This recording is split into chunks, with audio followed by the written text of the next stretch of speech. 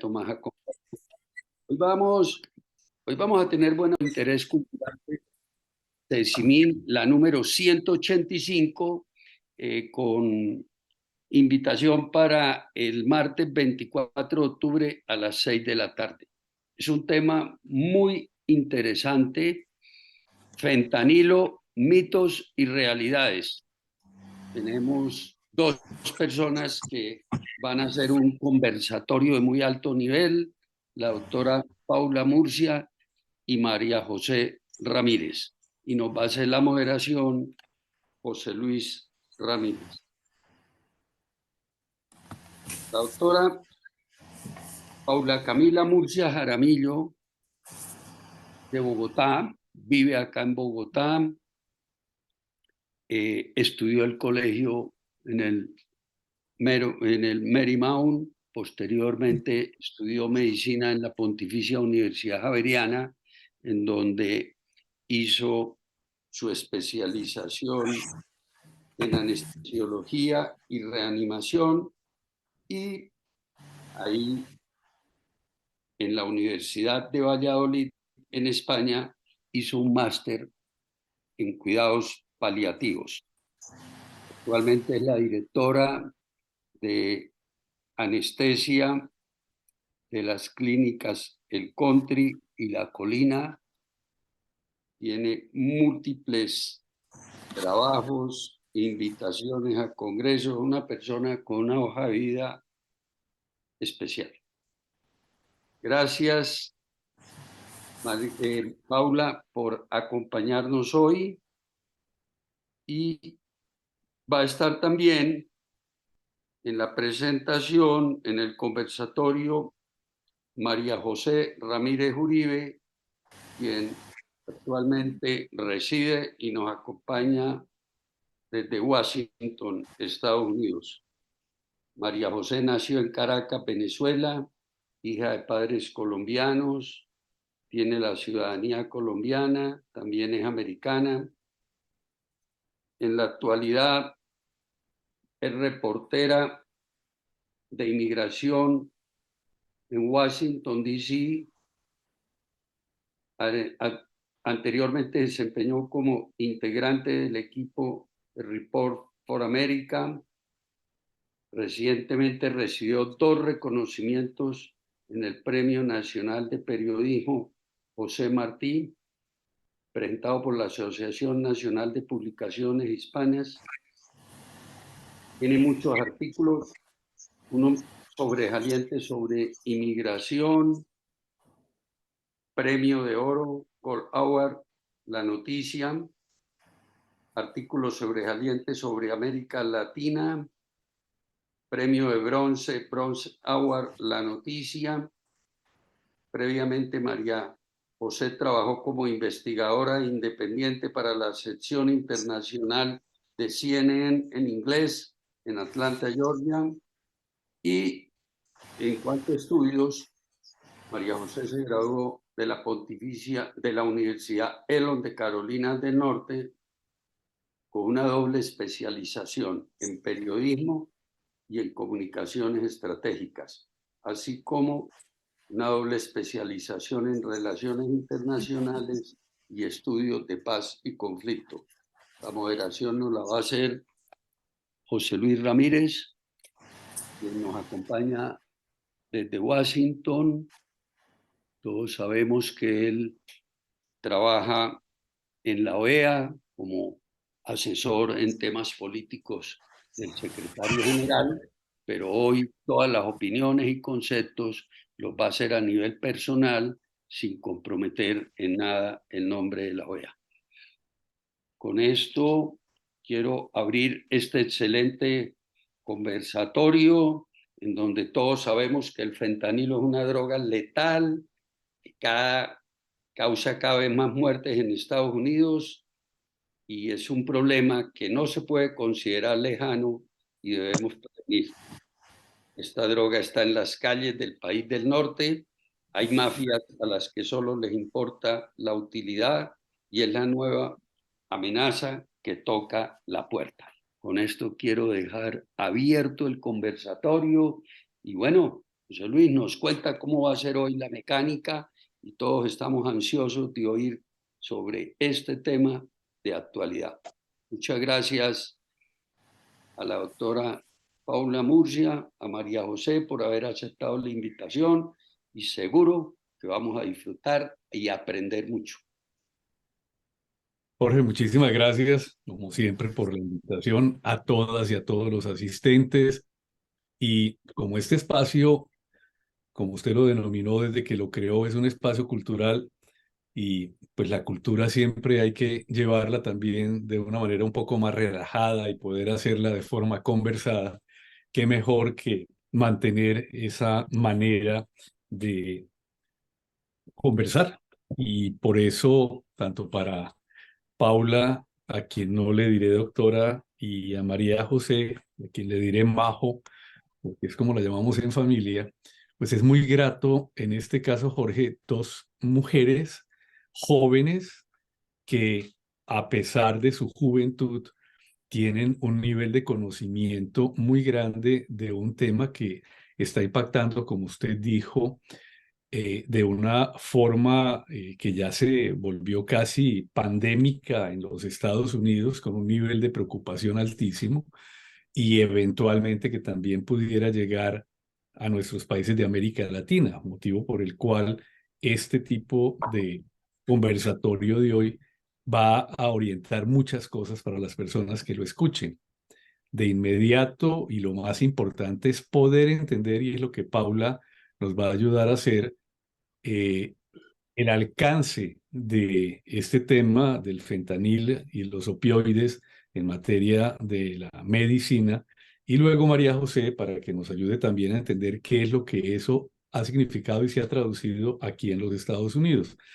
La metodología es, vamos a conversar, no vamos a hacer una presentación formal como se suele hacer, sino que vamos a conversar, haré algunas preguntas, entre ellas también se harán preguntas y por supuesto, más que bienvenido en el momento que lo consideren conveniente, abajo en el icono de reacciones aparece el de la manita para quienes quieran formular una pregunta directamente o quienes deseen hacerlo en el chat también pueden utilizar este mecanismo. Ya tenemos 39 personas y qué grato poder entonces compartir esta idea.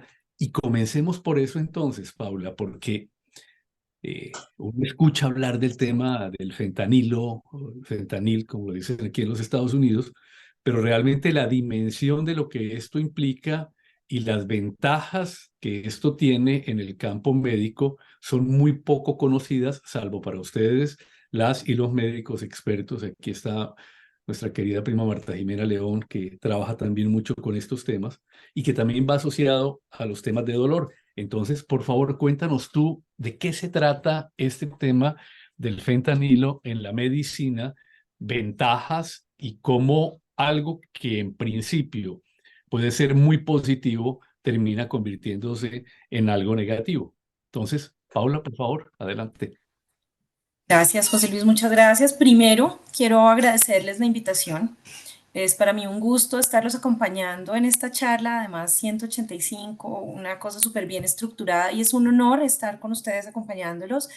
Es también un honor ver nombres muy queridos y conocidos en el gremio de la medicina por mí, profesores, personas con las que he compartido. Me encanta tu presentación de Marta Jimena porque pues es líder en el país en este tema y es un gusto que nos esté acompañando. Tengo colegas anestesiólogos, algólogos que estoy viendo por ahí. Así que bueno, pues estoy muy contenta de estar con ustedes, de compartir este rato con María José, que tuvimos la oportunidad de hablar nosotros tres ayer y es una persona pues muy preparada, con muchísimo conocimiento que va a hacer que esta charla sea mucho más provechosa para, no solamente para nuestro auditorio, sino para mí también desde la perspectiva médica y porque este tema de el mal uso de opioides es un tema que me ha apasionado, que me ha gustado muchísimo. Les voy a contar un poquito sobre el fentanil entonces.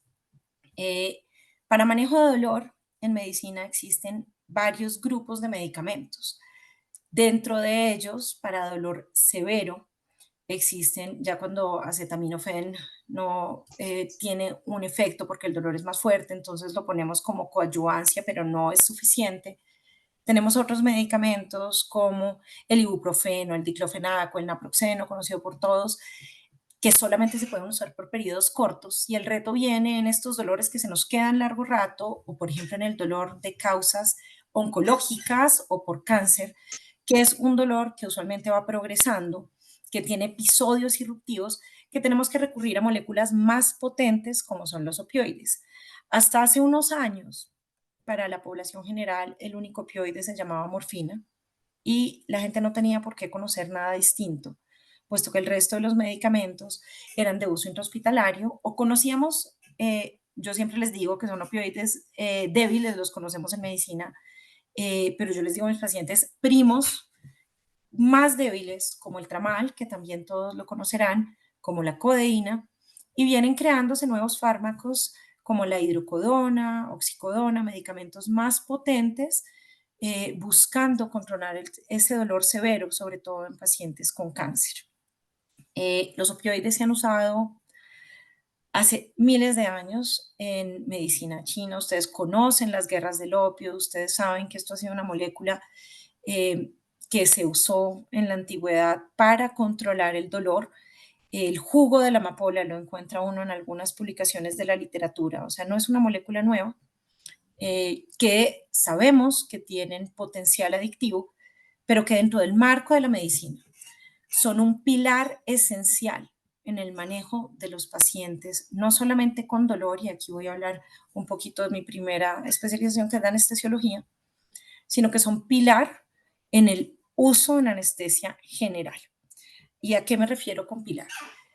A raíz de esta crisis, han salido varios estudios sobre la posibilidad de dar anestesia general sin estas moléculas. El fentanil no es la única, pero sí es la más usada a nivel mundial.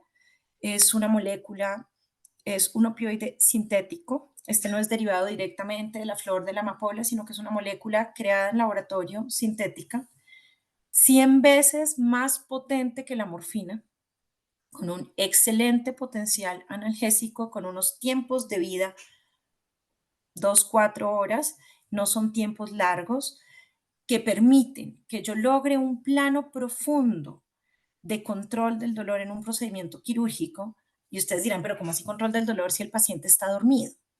Sí, yo induzco un estado de sueño con otros fármacos, pero con el fentanil, además de bloquear esa percepción que es en el momento en el que yo soy consciente de sentir dolor, lo que hago es bloquear la respuesta del sistema nervioso cuando tengo dolor. Entonces, ¿qué pasa si tengo dolor? Estoy taquicárdico, respiro más rápido, estoy diaforético, estoy hipertenso. ¿Cuál es nuestro trabajo como anestesiólogos? Lograr que, a pesar de que la cirugía es un trauma que está programado, porque efectivamente vamos a hacer un daño tisular, vamos a cortar, vamos a quemar, vamos a resecar ciertas lesiones, a pesar de que yo estoy generándole un trauma a ese paciente, nuestro trabajo como anestesiólogos es que genere la menor cantidad de efectos secundarios en la estabilidad del cuerpo humano.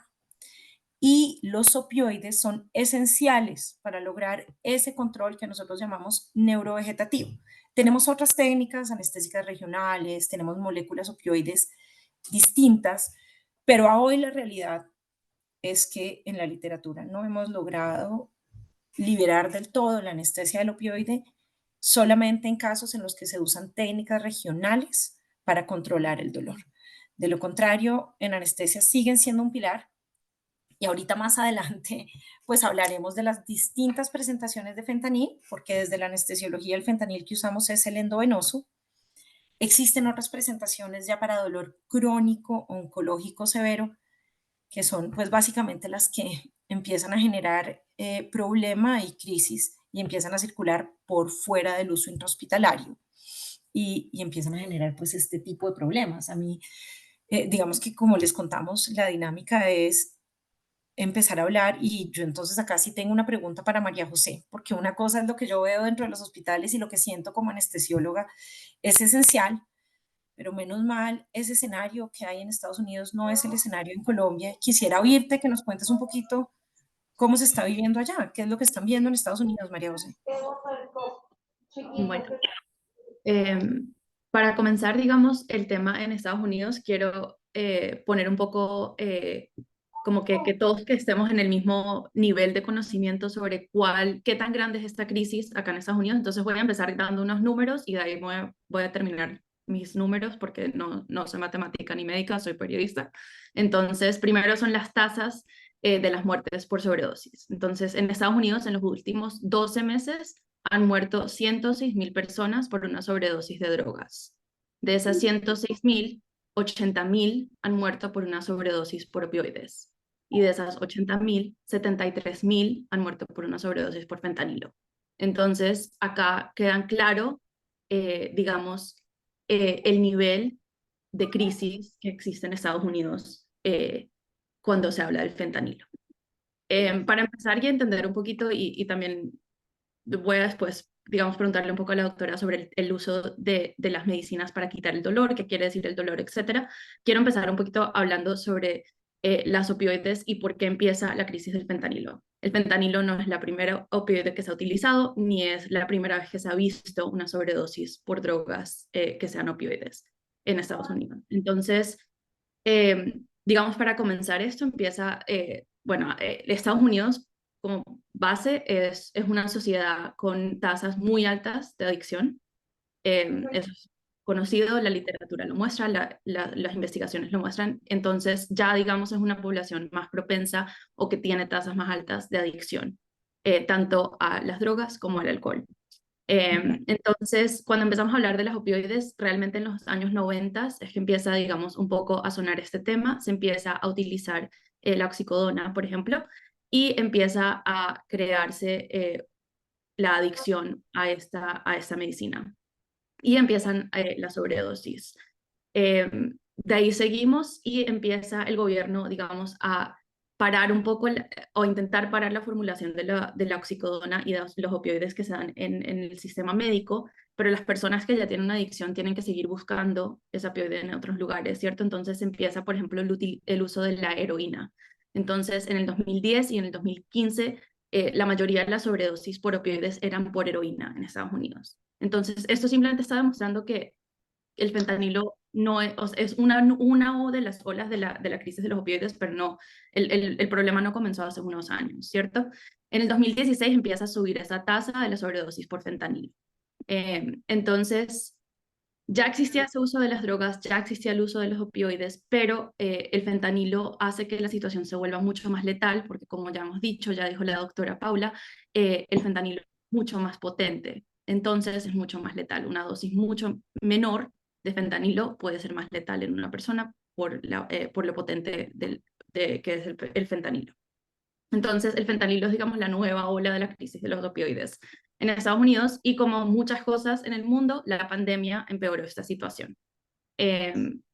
Y, digamos, aumentó la adicción en las personas. Antes de la pandemia, digamos, la sobredosis por el fentanilo en Estados Unidos realmente afectaban más que todo a las personas en el este del país, en las zonas urbanas como en Washington, D.C., en Baltimore, en Nueva York. Y un experto en el tema dice que él supone que la razón por la que el fentanilo se utilizaba más en esta zona del país era porque se utilizaba antes la heroína mucho más en polvo en esta zona del país. Entonces se usaba la heroína en polvo, empieza a crearse la posibilidad de tener fentanilo también en polvo y estas personas que ya estaban usando la heroína empiezan a usar el fentanilo. En la zona oeste del país, o sea, en Los Ángeles, en Las Vegas, etcétera, se utilizaba más el alquitrán negro, era la heroína que se utilizaba, entonces no se usaba tanto el fentanilo. Pero durante la pandemia se vuelve mucho más difícil traficar drogas de manera ilícita porque cierran fronteras, etc. Entonces ya no se puede traficar cantidades grandes de drogas. Y el fentanilo tiene la ventaja para las personas que trafican drogas y la desventaja para la salud pública, que no se tiene que traficar tanto en tan grandes cantidades para tener un efecto grande en la población, porque como ya dijimos, es una droga mucho más potente. Entonces se vuelve mucho más común el fentanilo. Y además, la pandemia también complica el acceso a los centros de ayuda de sobredosis en persona. Entonces, la tasa de sobredosis por fentanilo sigue creciendo. En general, hay distintas, digamos, maneras de por qué muere una persona por una sobredosis de fentanilo. Hoy en día se están viendo muchos casos de personas que piensan que se están tomando una pastilla distinta a el fentanilo, pero esa pastilla está contaminada con fentanilo, la persona no lo sabe y al ser tan letal, esa poca cantidad de fentanilo que tenía esa pastilla puede matar a esa persona. Eso se está viendo especialmente en adolescentes.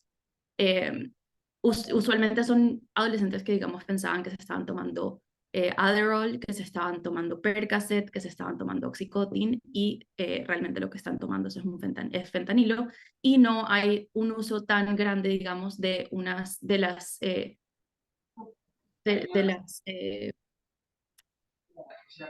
strips de testing que existen para poder saber si algo está contaminado con fentanilo. No hay un acceso, digamos, no es accesible tener eso. Entonces muchas personas toman una pastilla y no saben qué es lo que se están tomando. Hoy en día también están juntando el fentanilo, y esto es algo bastante peligroso, con la silacina, que es un sedante utilizado en la veterinaria.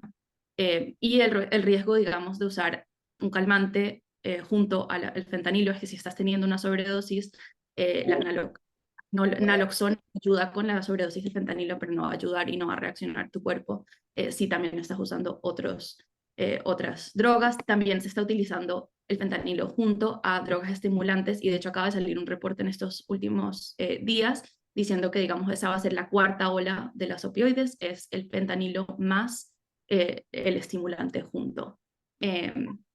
Entonces, bueno, digamos que todo esto empieza de alguna manera y la situación se ha vuelto súper grande, pero todo esto empieza porque el fentanilo o las opioides se usan para calmar el dolor. Entonces acá vuelvo y le hago una pregunta a la doctora Paula, que nos hable un poco sobre qué es el dolor y por qué intentamos calmar o quitar el dolor, digamos, en una situación médica, y después cómo se vuelve eso algo, digamos, riesgoso por fuera digamos, de la medicina. Paula, Muchas perdona, antes de gracias. que respondas, creo que había un micrófono abierto. Orlando Arteaga, si por favor pudiera cerrar el micrófono. Gracias. Gracias, José Luis. Bueno, pues un panorama que sí menos genera algo de miedo y mucha prevención, y por eso estamos acá. El dolor es una experiencia multidimensional muy compleja. Inicialmente podemos reconocer en el dolor un signo de alarma, un mecanismo de supervivencia para los seres humanos y para los animales, porque lo que hace realmente el dolor es protegerme contra una noxa o avisarme, oiga, ahí hay un daño, o, como siempre les decía yo en la clase, o ojo que se está quemando el dedo, quítelo de ahí. Entonces, el sistema de dolor inicialmente es para protegernos, para prevenir que tengamos mayores noxas. ¿Qué pasa? Que hay dolores que se vuelven ya una cosa patológica, una enfermedad en sí misma, y son aquellos dolores que no se autolimitan en el tiempo. Porque ¿qué es lo normal que debe pasar con el dolor? Lo mismo que pasa cuando no lo operan. Ese dolor se va a limitar en el tiempo en la medida en que los tejidos cicatrizan, y entonces a mí me tiene que dejar de doler. Algunos dolores o algunas enfermedades van a generar dolores que no dependen de la cicatrización, como por ejemplo las enfermedades autoinmunes, la artritis reumatoidea degenerativa deformante, por ejemplo, una enfermedad oncológica, un cáncer metastásico, que lo que hace es meterse dentro de los huesos o distintos tejidos, expandirse, causar fracturas patológicas, causar compresión de estructuras nerviosas que también transmiten dolor, porque el dolor realmente es la activación de ese sistema nervioso. Imagínenselo como cablecitos que tenemos que salen desde y hacia el cerebro y se transmiten a través justamente de una señal eléctrica que debe activarse cuando hay una noxa, que puede ser térmica, química. Hay distintos tipos de noxa y hay algunos dolores que se vuelven patológicos que no se van a autolimitar y que nos generan un reto en la medicina para tratar esos dolores.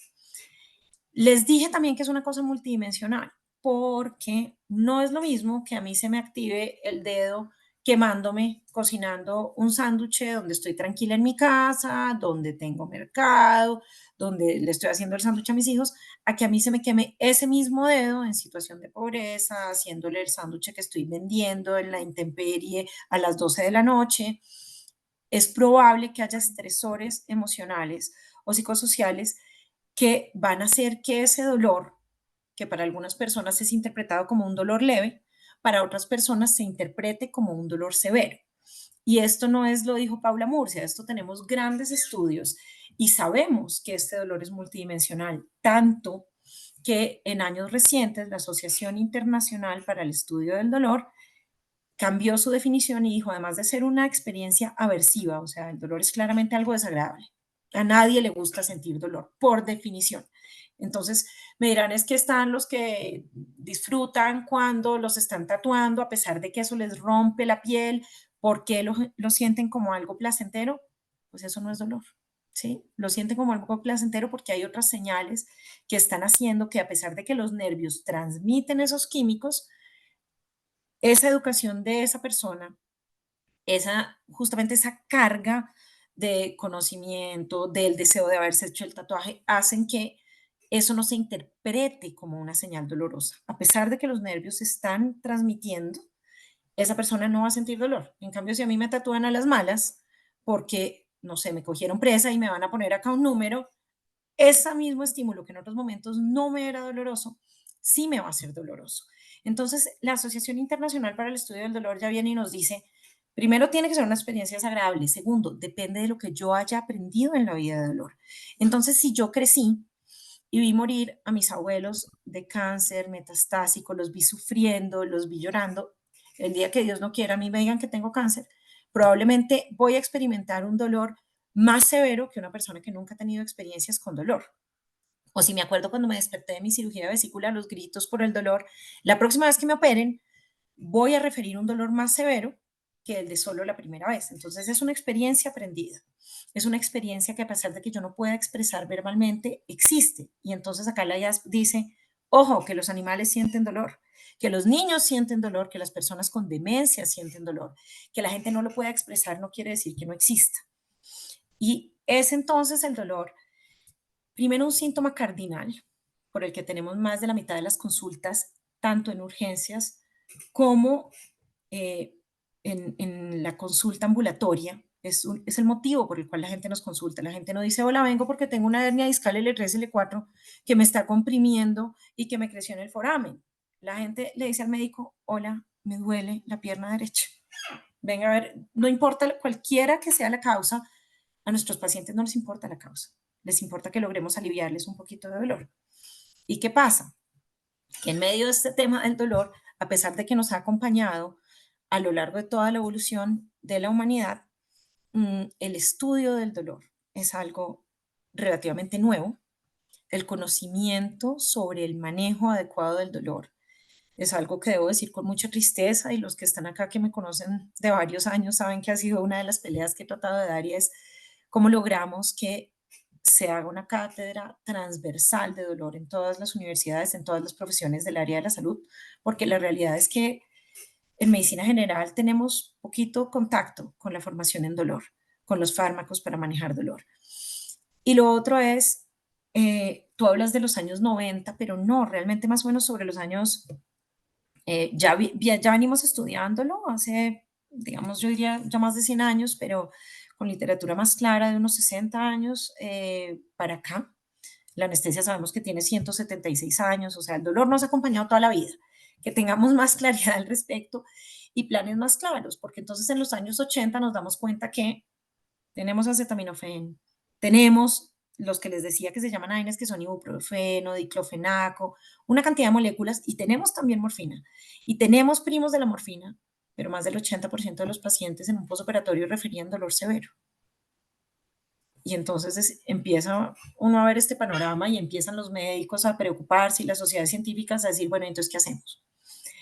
En dolor por cáncer se inventan una cosa que se llama la escalera analgésica, que los que son médicos saben de qué les estoy hablando, y es lo que nos enseñan a nosotros a decir, si el dolor es leve, el paciente le dice que le duele, uno les pregunta de 0 a 10, 10 es el peor, 0 es nada. Si el dolor está hasta 4, póngale acetaminofén, y de pronto, si es por un cólico biliar, póngale una buscapina. Leve. Pero si le duele más, si el dolor va de 4 a 7, piensa en ponerle un opioide débil. Póngale acetaminofén, más un AINE, más un tramal. Y si el dolor es severo, póngale un opioide potente, póngale morfina o póngale hidrocodona. perdón, pongan la hidromorfona, y nosotros vamos aprendiendo esto, que es una forma o un algoritmo muy sencillo, pero que estaba diseñado para dolor oncológico, cuando lo piensa la OMS. Y entonces empezamos a extrapolar lo que a ese momento sabíamos. Yo quiero ser muy clara en decir que esto no era con dolo y premeditación, era el conocimiento que teníamos en ese momento, a dolores crónicos, como lo que les decía de la artritis, como lo que les decía, por ejemplo, fibromialgia, discopatías lumbares crónicas, artrosis de rodillas severas en personas que no se iban a operar, y extrapolamos esa escalera y empezamos a formular opioides para dolor benigno. Y dolor benigno quiere decir que a mí ese dolor no me va a matar, que la enfermedad que tengo no tiene un desenlace fatal, como en el 50% todavía el cáncer avanzado con dolor severo sí puede llegar a tener. Y entonces, pues, ¿qué pasaba? Que como los pacientes oncológicos morían antes, de pronto no nos dábamos cuenta si hacían adicción o no. Sabíamos y sabemos desde hace muchísimos años que los opioides son una sustancia controlada. En los años 70, con todo el boom del hipismo en Estados Unidos, cuando empiezan a controlar las sustancias y a decir el perfil adictivo, esto es altamente adictivo, ni siquiera lo ponemos en el mercado, esto está en tipo 2, esto lo dejamos pero controlado, que es donde están los opioides, ya sabíamos que eran adictivos. Porque además de actuar sobre la cadena de transmisión del dolor, actúan directamente sobre los centros de regulación que generan placer en el sistema nervioso. Entonces, liberan una cantidad de neurotransmisores que hacen que las personas se sientan bien.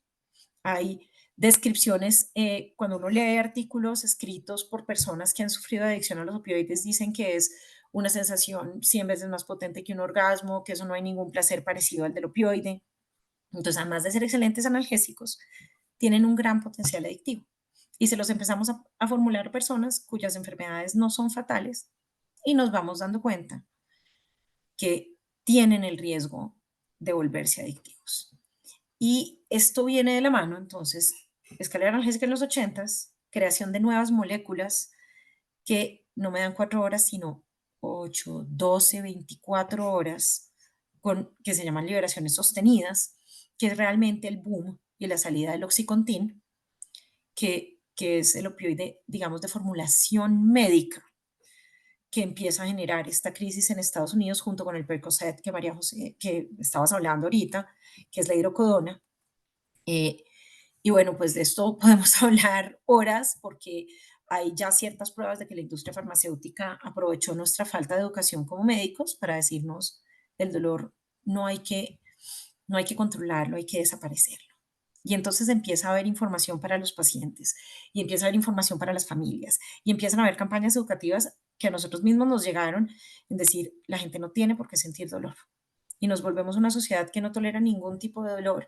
Y entonces a nosotros nos llegan los pacientes y cuando uno le dice, es normal que duela un poquito, la idea no es que desaparezca, porque el riesgo de que desaparezca es que me pase la dosis en cualquiera de los otros fármacos y en los opioides, y es que ese médico es malo, es que en ese lugar no me quitaron el dolor. No es quitarlo, es controlarlo, es hacer un manejo seguro.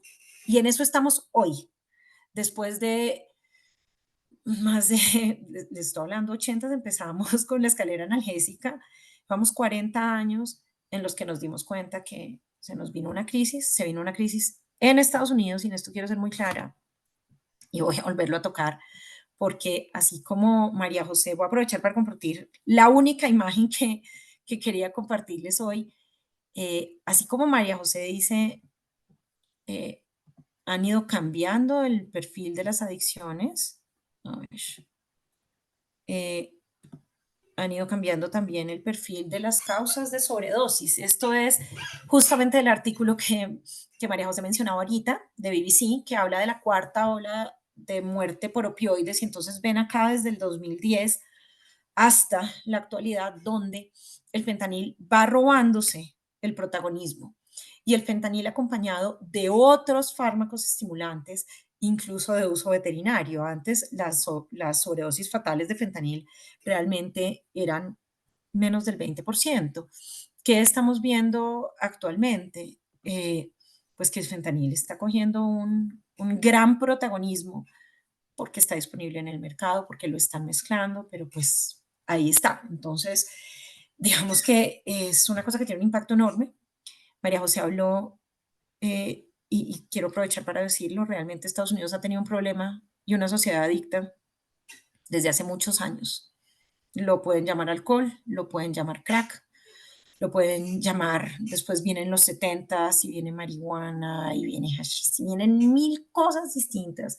Y después entró heroína y después entraron los opioides de formulación médica, en el cual más o menos se estima que un 30% de los adictos actuales entraron por opioides de uso en la práctica clínica. Yo sí quiero aprovechar y preguntarte, María José, en cuanto a la responsabilidad de la farmacia y en cuanto a las implicaciones políticas que está teniendo el hecho de tener estos fármacos circulando en el mercado, ¿cómo lo estás viendo allá?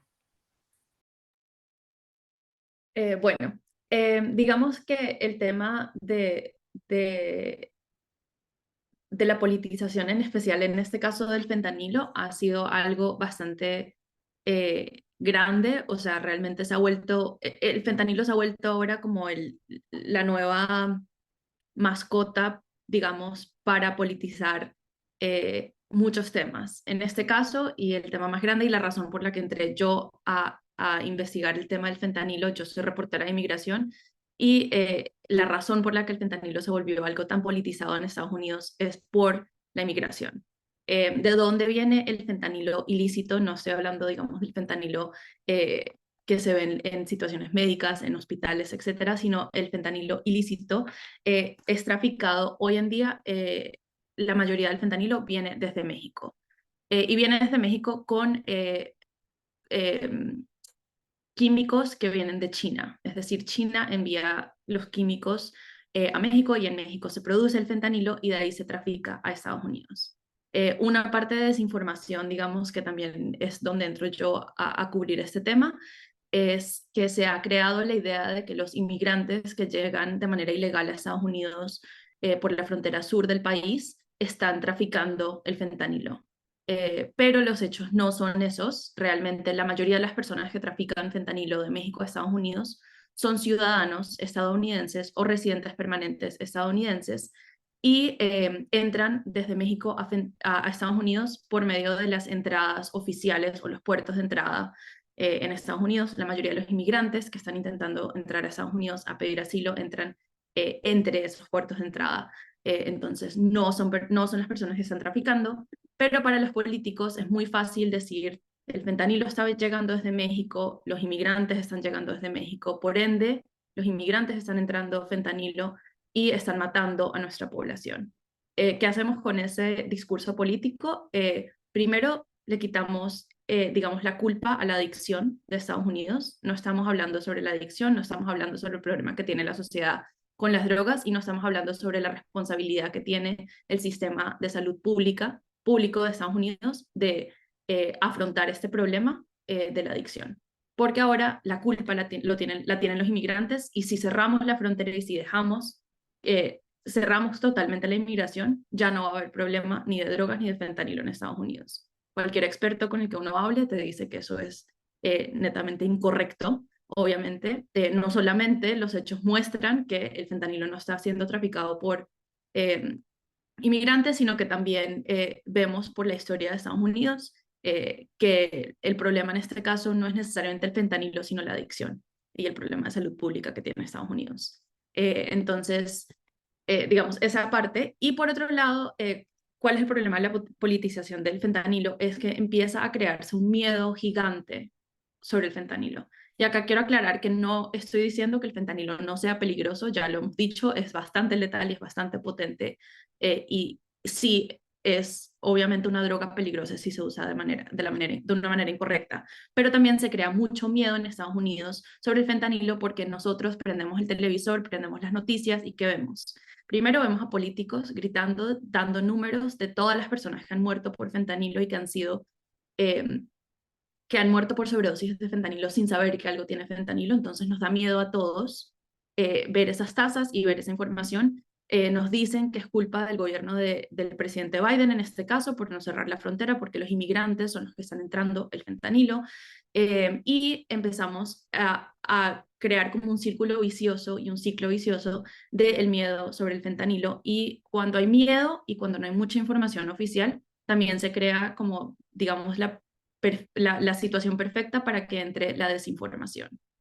Yo, aparte de ser reportera de migración, trabajo en un medio de verificación de hechos, entonces estoy constantemente investigando desinformación y desmintiendo esa desinformación. Y realmente mi interés con el fentanilo y mi investigación con el fentanilo viene de una parte por escribir una nota sobre desmentir los mitos comunes sobre el fentanilo. ¿Por qué tenemos que escribir esa nota? Porque llegamos a ver tanta desinformación sobre el fentanilo eh, que tenemos nosotros como periodistas que empezar a desmentir. Y mucha de esa desinformación viene de nosotros los periodistas también. Viene de los políticos, viene de las redes sociales y viene de nosotros los periodistas. Entonces, cuando se politiza la droga, cuando hay una politización del fentanilo, se empieza a crear ese miedo. ¿Qué tipo de miedo se empieza a crear? Primero, se empieza a pensar que el solo tocar un objeto que tenga fentanilo, es decir, una pastilla o el polvo del fentanilo, nos va a causar una sobredosis y por ende vamos a morir. Eso es científicamente, aunque yo no sea científica, incorrecto. He hablado con muchos médicos y muchos científicos acerca del tema y no es cierto, el tocar fentanilo no te va a dar una sobredosis, no vas a morir, sino los médicos no estarían con nosotros porque usan fentanilo todos los días con sus pacientes y los pacientes y las personas que usan fentanilo tampoco, ¿verdad? Entonces, eso es falso. Pero ¿por qué empieza esa, digamos, desinformación? Porque los policías llevan oyendo la misma historia que llevamos oyendo todos, y es que el fentanilo da mucho miedo y que es muy peligroso y muy potente. Llegan a una escena donde tienen que ayudar a una persona, ya sea con una sobredosis de fentanilo o que esté tomando fentanilo, y al estar en el mismo ambiente de ese fentanilo les empieza a dar ansiedad, un ataque de pánico. No son síntomas no son los mismos síntomas que una sobredosis de fentanilo, pero los demás policías no saben esta información y llaman a los servicios de emergencia. Y los servicios de emergencia, es decir, la ambulancia llega, intenta ayudar a la persona y ven que hay fentanilo en el ambiente donde ha estado esa persona, ven que se está sintiendo mal y probablemente le van a dar naloxona, que es, digamos, lo que reversa la sobredosis de fentanilo. Ya en ese momento ha pasado suficiente tiempo que la persona se está empezando a calmar, se está empezando a sentir bien y en su cabeza piensan, tuve una sobredosis de fentanilo, me dieron la medicina que me ayuda con esa sobredosis de fentanilo, ahora me siento bien, es decir, estaba teniendo una sobredosis de fentanilo. Lo llevan, digamos, a la clínica de pronto para observación, especialmente si son policías, quieren asegurarse que estén bien. Y cuando el médico les da de alta, tienen que escribir algo, ¿cierto?, sobre por qué estuvo ese paciente en la clínica, y usualmente el médico dice que se expuso a el fentanilo. Eso no quiere decir que la persona tuvo una sobredosis de fentanilo, sino que estuvo en el ambiente, al ser cerca del fentanilo se empezó a sentir mal y bueno, salen con eso y el jefe de policía, en este caso en Estados Unidos, digamos, ve esa información y escribe un comunicado de prensa diciendo: uno de mis policías estuvo hoy en la clínica por una sobredosis de fentanilo, por haber tocado algo que contenía fentanilo, y los medios, sin preguntar, una fuente oficial está dando esa información, sacan una nota diciendo: un policía tuvo una sobredosis de fentanilo. En Estados Unidos los policías llevan cámaras, entonces a veces hay hasta videos de la persona teniendo ese ataque de pánico que nos están diciendo ahora que es una sobredosis por fentanilo. Eso se publica en redes sociales, eso se publica en medios de comunicación, en medios de noticias, y sigue la información dando vueltas de que ahora el fentanilo, solo tocarlo, respirar en un cuarto donde haya polvo de fentanilo nos va a causar una sobredosis. ¿Qué pasa con eso?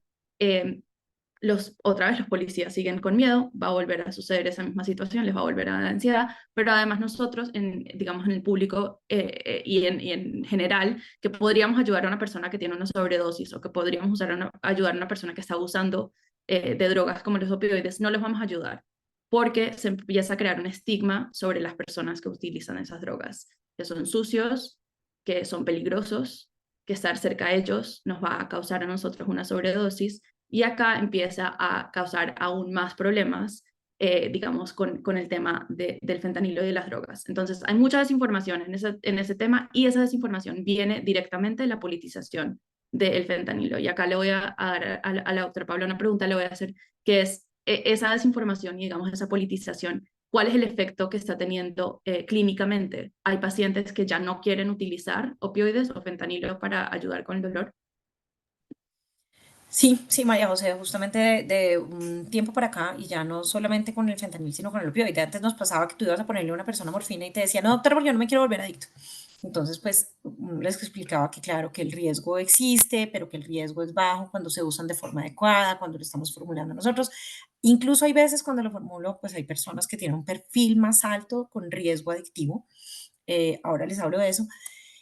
Con fentanil directamente estamos teniendo un par de problemas. El gobierno en México en algún momento ya propuso sacar el fentanilo del mercado incluso médico y sacarlo de los hospitales. Como les dije al principio, esto es una molécula esencial en la práctica de la anestesiología. No quiere decir nuevamente que no haya otros, que no exista un remifentanil, que, que no existan otros fármacos que pueden ser ayudantes analgésicos, pero a hoy no hay nada que haya demostrado tener los mismos efectos o el mismo perfil que fentanil en la práctica de anestesia.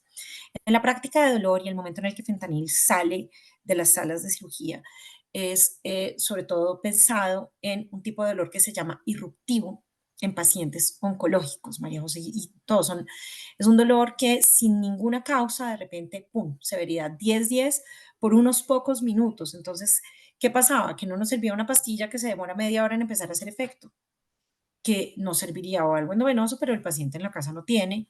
¿Cómo resolvemos esas crisis? Y entonces el mercado inventa y sale el fentanil inhalado, que viene en una conformación molecular especial para ser absorbido por mucosas, por ende no cualquier polvo se absorbe por las mucosas. Sí está esa presentación, sí existe. Tenemos también parches transdérmicos y son los que vienen en esa matriz especial para que el fentanilo se absorba a través de la piel, pero no se absorbe el polvo que yo cojo, no se absorbe el día que yo estoy dando anestesia, que se me riega un poquito mientras estoy envasándolo. No, no me voy a sobredosificar de esa forma. Entonces, esta desinformación sí ya está generando que algunos pacientes nos digan, no quiero que me ponga eso, me da miedo volverme adicto. Algunas veces con una intervención en educación es suficiente. También está generando pues que ya haya, como tú dices, políticos que muy fácil dicen, listo, saquémoslo del mercado, donde llevamos desde 1960 con fentanil como pilar en la práctica de la anestesiología. Entonces, tal vez sí deberíamos preguntarnos cosas más importantes, como cómo más controlarlo, que sean moléculas de control. Acá en Colombia, el fentanil, a nosotros los médicos nos toca hacer una formulación especial. En Bogotá tienen que salir 3 copias. En Boyacá hay formularios especiales que salen desde la Secretaría Distrital con número y no a cualquiera le entregan un formulario de esos para poder formularlo. Nosotros en Colombia no contamos todavía con presentaciones inhaladas, contamos con parches transdérmicos, contamos con el endovenoso y sabemos que ya obviamente en el mercado están empezando a encontrarse lo mismo que está pasando allá, pastillas que venden como éxtasis y que están contaminadas con trazas de opioide. Y ahí es que obviamente la molécula es mucho más peligrosa. Es también, este fentanilo es proveniente de China. Es también importante mencionar el motivo por el cual se sobredosifican tan fácil. Más potente no quiere decir que genera un mayor efecto analgésico. Tampoco quiere decir que genere un mayor efecto placentero. Simplemente quiere decir que generan los mismos efectos con dosis más pequeñas. A eso se refiere el concepto farmacológico de potencia. ¿Y qué es importante entonces ahí?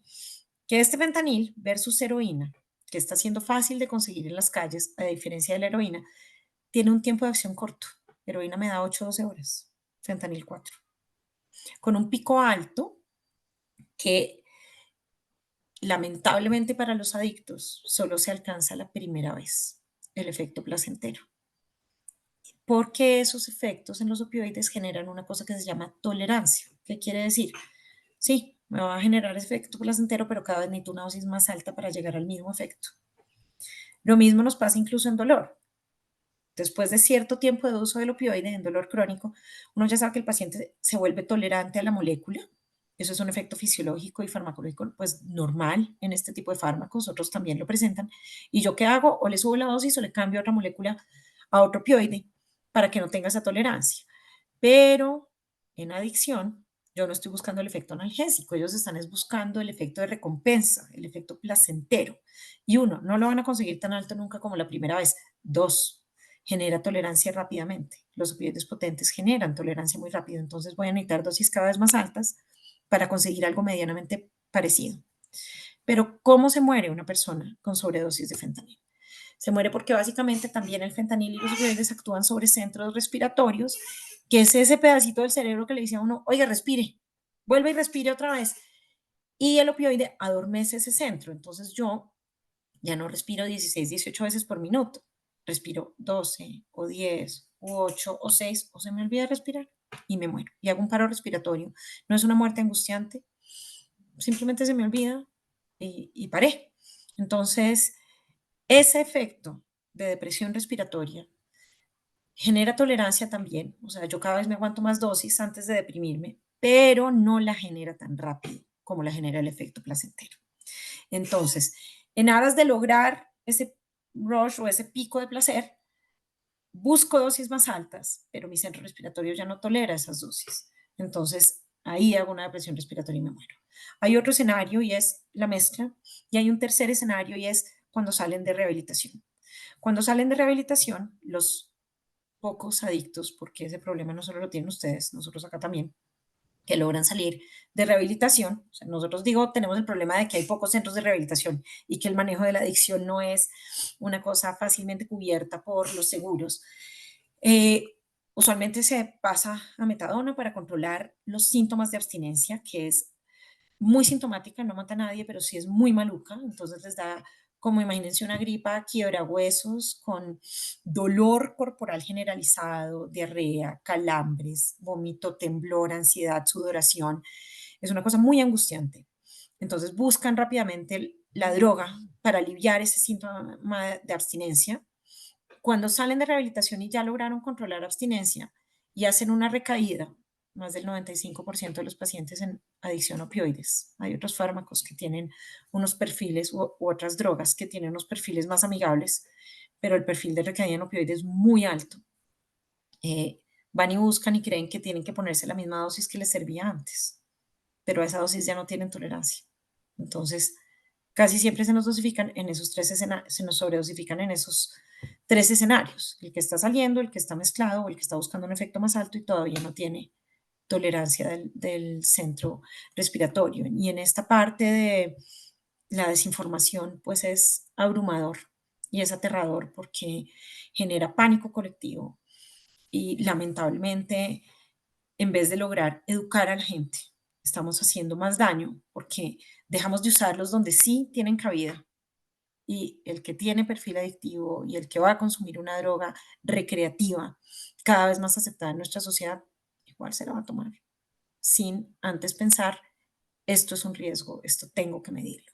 A mí, ayer que hablamos con respecto a tu trabajo, María José, me interesó muchísimo la parte del chequeo de datos y de desinformación y el riesgo de la desinformación. Pero también me contaste otra cosa muy interesante y era cuál es el tratamiento de adicción y realmente qué cantidad de gente puede llegar a tener un tratamiento y en qué cantidad de adictos estamos realmente manejándolos como enfermos, porque la adicción no es otra cosa distinta a una enfermedad. eh, y qué está pasando con el resto de la gente que tiene esta enfermedad allá. Bueno, Juan, digamos que ¿me permites meter la cucharada acá un segundito? Porque si no, Jorge no me paga hoy la moderación y con eso es que yo me redondeo mensualmente. No, pero broma. A recordarle a todas las personas que quien desee intervenir, hacer preguntas, más que bienvenidos en cualquier momento.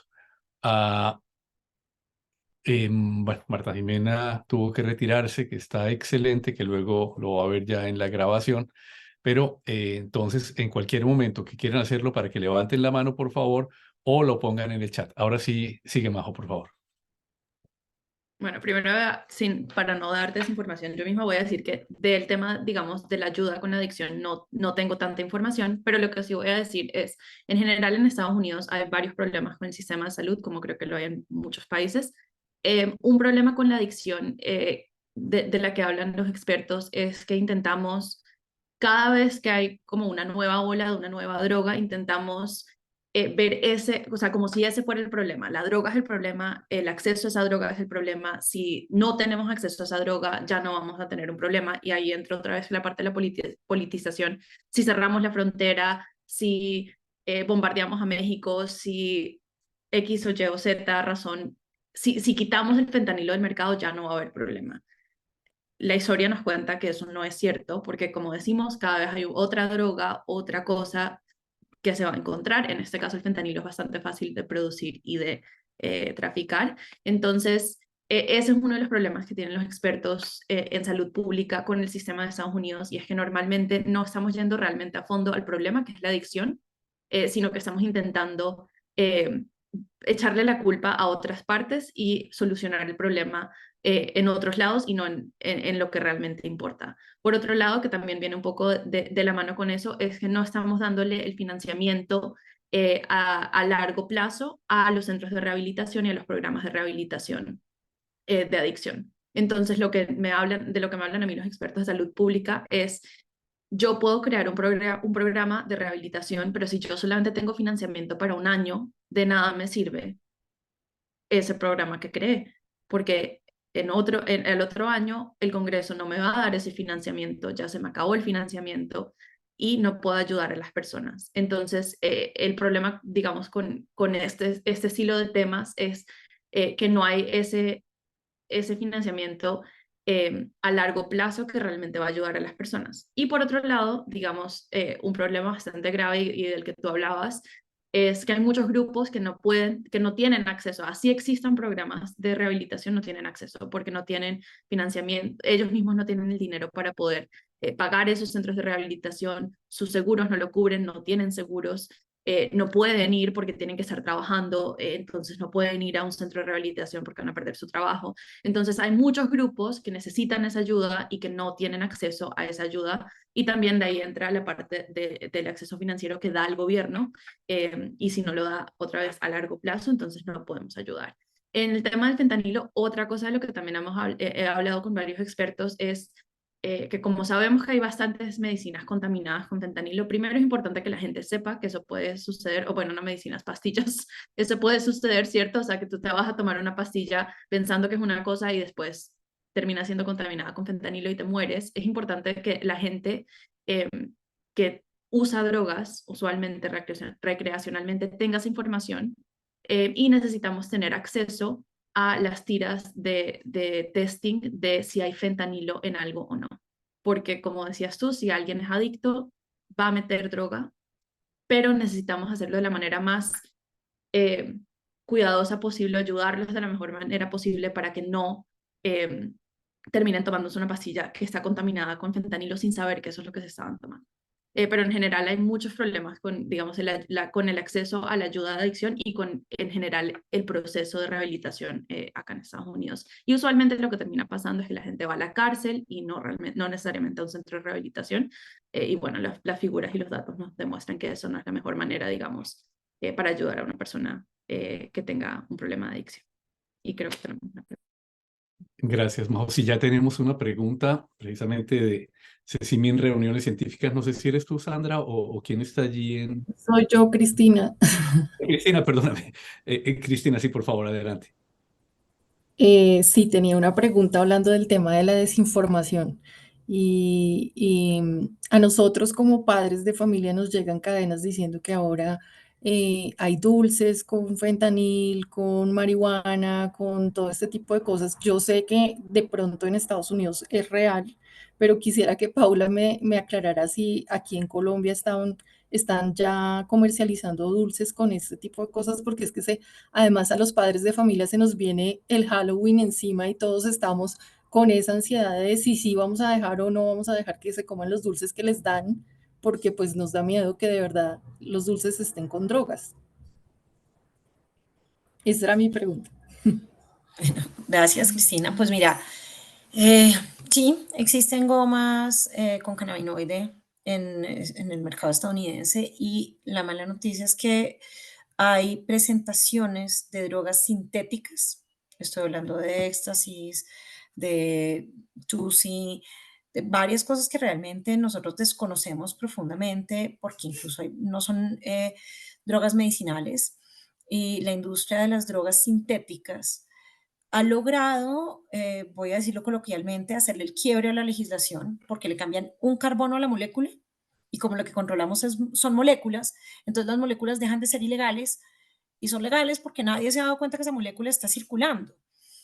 El tema es que las mezclan, y el tema es que sí circulan en el mercado colombiano pastillitas con una carita de Bob Esponja, con una calaverita, que se usan mucho en festivales, que pueden tener mezclas, y ahí la seguridad de lo que habla María José es tener dentro de los sistemas de reducción de daño, están los sistemas de muestreo en estas partes para poder saber qué es lo que tiene. Con respecto a lo que le dan a los niños, creo que hay una desinformación muy grande. Yo no puedo contestarte, hubo alguna notificación de INVIMA diciendo, pero básicamente INVIMA dijo, abro comillas, ojo que están diciendo que de pronto hay esto, pero que sí he tenido el que me llega sobredosificado con esto, que sí los he visto llegar, igual que tú, en cadenas de correo del colegio, y creo que lo que tenemos es que tener el cuidado de dónde provienen estas cosas que se les van a dar a los niños, que tengan una marca clara, un sello claro, que sean marcas reconocidas. Usualmente, las que tengo con caritas de Bob Esponja y esas cosas son de puro drug dealer en festivales. Eso no te lo van a dar con cara de que es una gomita troll.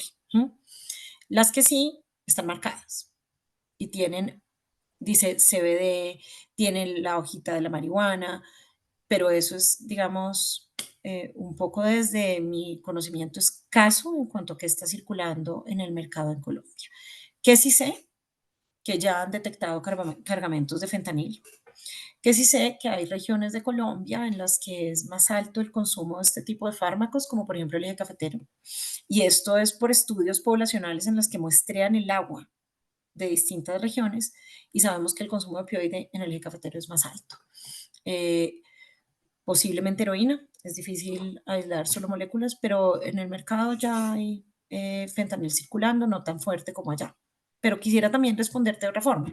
También en el mercado siempre ha habido cocaína, y siempre ha habido crack, y siempre ha habido heroína, y no tenemos el problema que tiene Estados Unidos. Porque la adicción, como el dolor, es una enfermedad multifactorial, y por ende no solo puede tratarse con una droga sustitutiva, como por ejemplo la metadona, y por ende el tratamiento debe ir acompañado de equipos multidisciplinarios que te ayuden desde toxicología a hacer el descenso sin hacer abstinencia, pero que traten también la causa de tu adicción, si es porque tienes un trastorno afectivo bipolar, si es porque tienes una depresión no tratada, si es porque tienes déficit de atención. Y no estoy diciendo que estas personas solo por tenerlo vayan a ser adictos. Estoy diciendo sí que hay perfiles que tienen más riesgo de ser adictos, y que esos perfiles nosotros como médicos deberíamos conocerlos, porque a un paciente con perfil de alto riesgo yo tengo que pensar 2 y 3 veces antes de formularle un opioide. No solo el intraoperatorio, sino el del control a largo plazo. Y también tenemos que aprender que si es en un postoperatorio, aprovecho porque veo por ahí anestesiólogos, veo cirujanos también conectados, aprovecho para decirles que el que cicatriza se le quita el dolor, y que por ende la formulación que ustedes hagan de un opioide se va por el tiempo que debe autolimitarse ese dolor. Nunca como las solemos ver por un mes, porque como no me enseñaron bien a manejarlo, entonces por un mes y vuelvo y se la renuevo, porque el paciente también lo usa para dormirse, porque también se siente tranquilo. Es solo para dolor y se limita en el tiempo. Y si es un dolor oncológico, déjennoslo a nosotros, nosotros lo cuadramos. Pero ojo con poder detectar el perfil adictivo de cada uno de los pacientes. Jorge, tienes la mano levantada. Así es, Paula. Yo primero quiero pues felicitarte y lo mismo María José por este excelente conversatorio y cómo se ha manejado hasta ahora. Yo, el comentario y la pregunta va más dirigida hacia ti porque es un tema pues muy médico. Nos queda claro que el tema del dolor oncológico o de cáncer, pues los opioides en un altísimo porcentaje tienen cabida, y verdad que en un paciente terminal a mí no me preocupa una sobredosis, por el contrario, que muera tranquilo.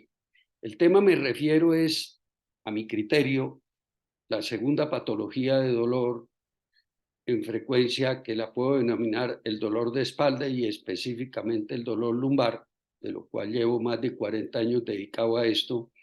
Y yo lo denomino, y se lo digo así a mis pacientes, este dolor no mata, pero desfigura, desfigura. Acaba la vida en todos los sentidos, especialmente en la calidad de vida, que es lo más preciado.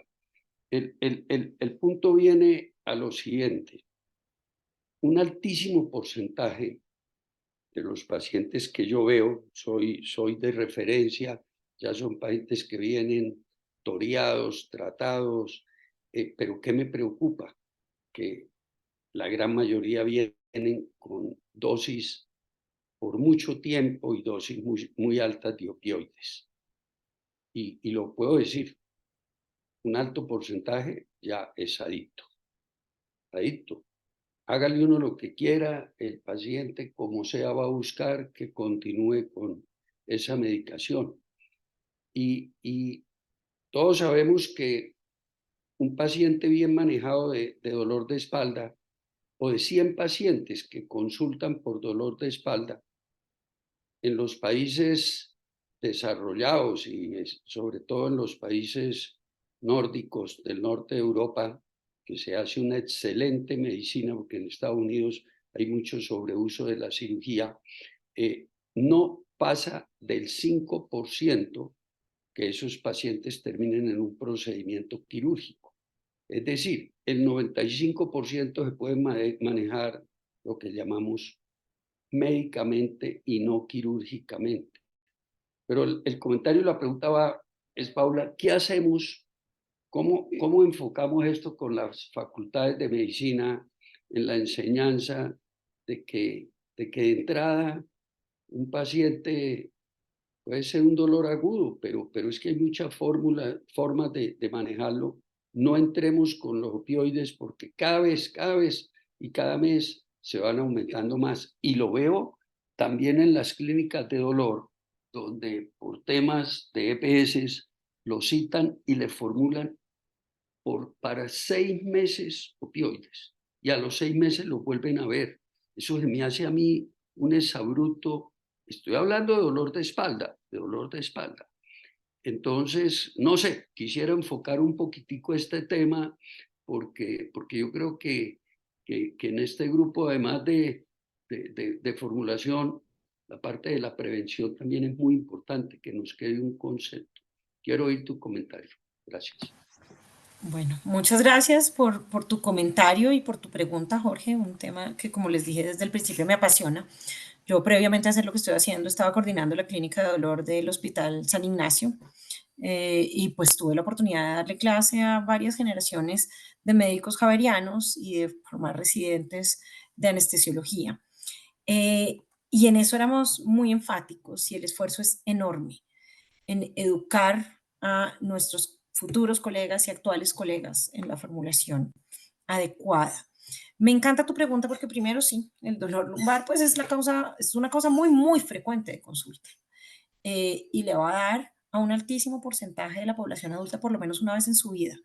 Muchas veces lográndose autolimitar, muchas otras quedándose como un dolor crónico que, como tú dices, desfigura, pero que también, como tú dices, menos del 5% resulta o tiene realmente indicación de una cirugía y que es propenso de ser tratado.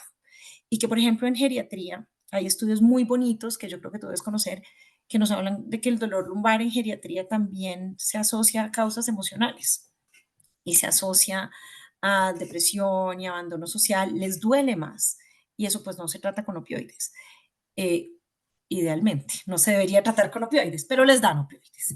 Les dan opioides y llegan con opioides altísimos. A nosotros nos pasaba lo mismo, nos llegaban pacientes con uso de, yo tuve que ver pacientes con 15, 20 años de uso crónico de opioides. Empezar un desmonte de un opioide es bien complicado en un paciente que ha creído que solo eso sirve. ¿Qué sabemos a hoy? La literatura médica dice que en dolor crónico, no oncológico, o sea, no asociado a cáncer. No, pero yo creo que apenas cuando Laura, ya la tienes abierto el micrófono, por favor. sí, el aguacate. De aguacate. Perdón, hay un micrófono abierto. Ay, la Laura descarga Ayala, quedó por un favor. poco- Laura Ayala, gracias. Ya. Entonces, ¿qué sabemos? Que el alivio de la intensidad del dolor crónico, no oncológico, en uso crónico de opioides es de menos del 13%. 13% no es nada.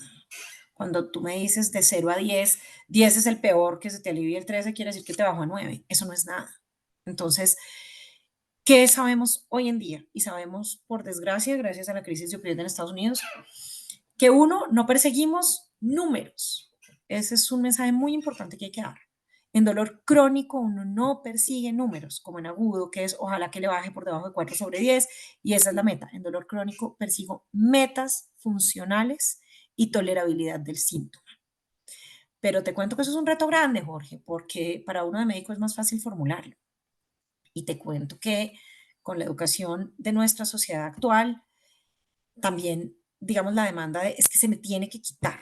O sea, tú que trabajas con columnas, sabes que uno hay veces ve y les dice, esto es una enfermedad degenerativa, me tocaría volver a ponerle una columna nueva para que se le quitara del todo, pero este dolor no tiene que ser tan incapacitante, usted debería poder funcionar. Pero es que nadie me ha hecho nada y le han hecho lo que, o si le han dado, que, digamos, lograr entender por parte nuestra como médicos y educar a nuestra población en que el dolor no va a desaparecer el 100%, es un reto importante, pero esencial, porque eso es lo único que va a permitir que nuestros tratamientos farmacológicos sean seguros. Entonces, en este reto, el primero es saber desde la evidencia médica, hombre, solo le sirve el 13%, ¿por qué insisto tanto?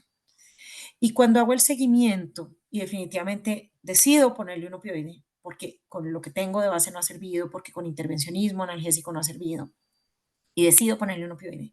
Uno, la legislación colombiana dice que el seguimiento tiene que ser mensual, porque los opioides solo se deben formular de forma mensual cuando son potentes. Hay opioides que no son potentes, la legislación nos deja formularlos hasta 6 meses, por el MIPRES básicamente.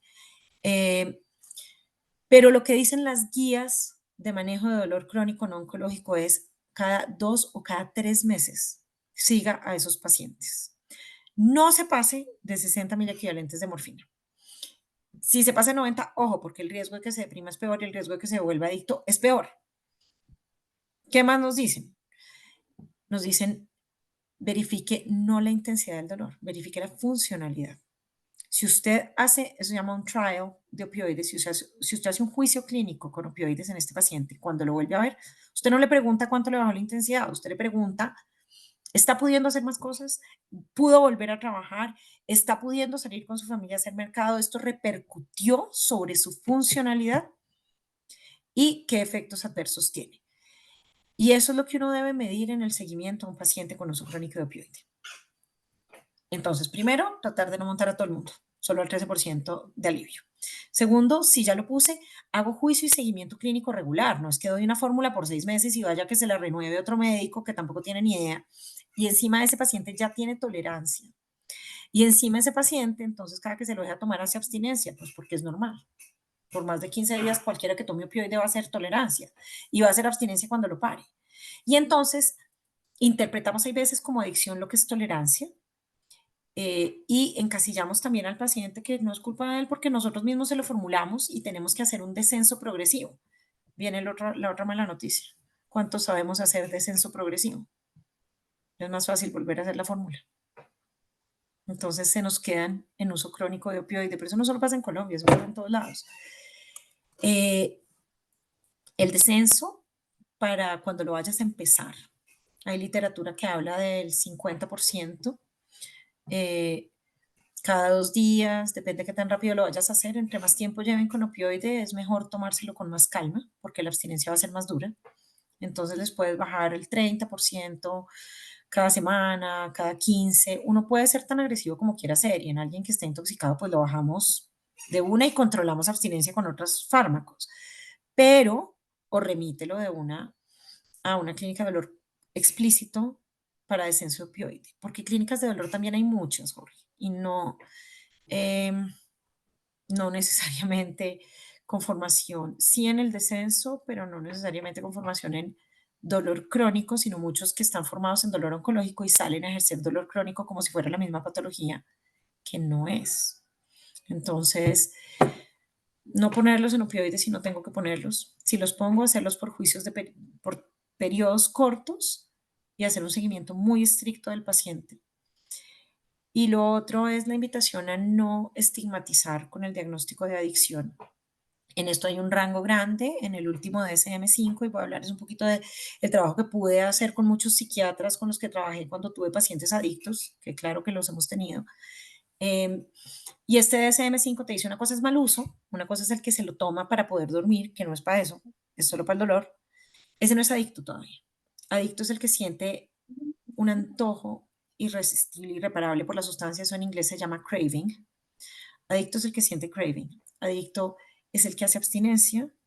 Adicto es todas estas cosas juntas. Adicto es el que deja de funcionar laboral, familiar y socialmente por culpa de la búsqueda patológica de la sustancia.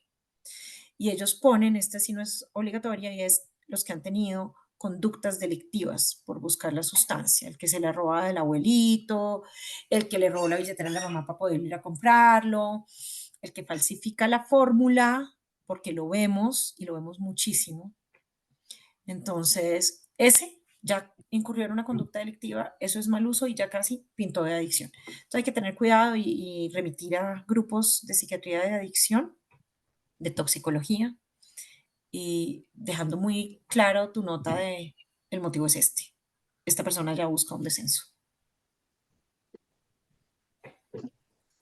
Gracias, Paula. Y Jorge, yo tengo una pregunta para Majo y otra después para Paula. Majo, la pregunta va en dos. Uno, el valor que tiene una pastilla de fentanil aquí en los Estados Unidos, vis a vis con lo que costaría, qué sé yo, una dosis similar de cocaína o algún otro tipo de los drogas que estén usando las distintas personas. Y segundo, cuando la época del crack, sobre todo, tuvo un efecto mucho más fuerte en afroamericanos de las barriadas más populares.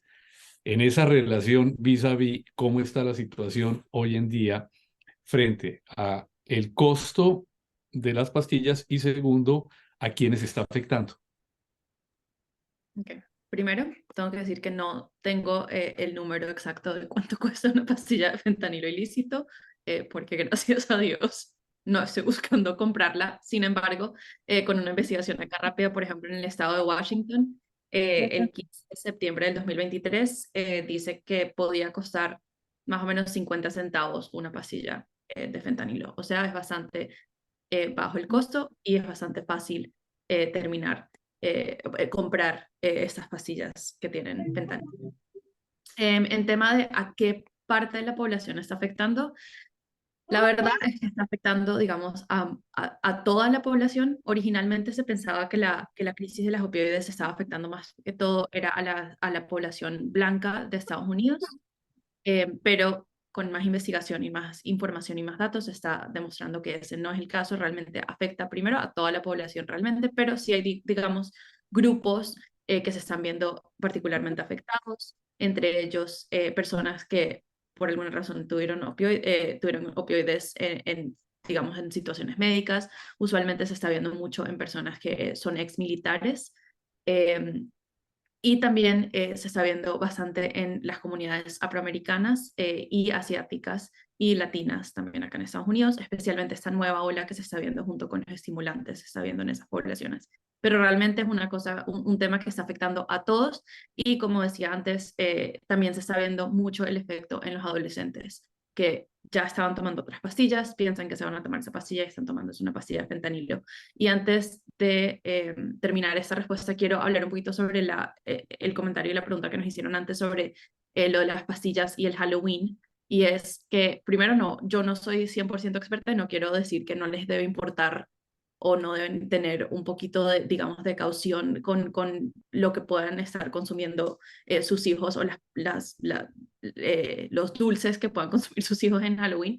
Pero sí se ha visto esa desinformación acá en Estados Unidos y normalmente lo que dicen los expertos es que no han visto casos de dulces que se le están dando a niños que tengan pastillas con fentanilo. Normalmente lo que se ve es esa es la manera en la que a veces se trafica el fentanilo, se pone en cajas de dulces, pero no quiere decir que esos caramelos se le va a entregar a los niños, porque usualmente las personas que trafican drogas y venden drogas quieren vendérselas a alguien que le va a dar plata, y pues los niños no son esas personas. Sí es cierto que el fentanilo viene, el fentanilo ilícito, sintético en las pastillas, sí viene en colores, porque otras pastillas que también vienen en esos colores, pero no quiere decir que necesariamente son dulces que se le van a dar a los niños. Entonces sí es importante que sí hay una parte de desinformación, digamos, en ese miedo de que tus niños van a recibir fentanilo en Halloween. No es tan común, creo que no se han visto casos realmente, y realmente sí se le debería tener, digamos, como miedo o hablar de este tema con un grupo de jóvenes, es más bien con los adolescentes, que pueden estar probando, tomando otro estilo de pastillas y ahí sí pueden tener una sobredosis, pero no realmente, digamos, en esos niños, en Halloween, etcétera, no serían ese estilo de pastillas, no se verían en esos caramelos. Gracias. Muchas gracias. Paula, una pregunta. Yo voy a comprar acá al CVS Alegra D. El Alegra como tal lo compras over the counter. El Alegra D tienes que comprarlo sin prescripción, pero tienes que hacerlo directamente ahí en el counter. Y de inmediato lo primero que te piden es tu identificación.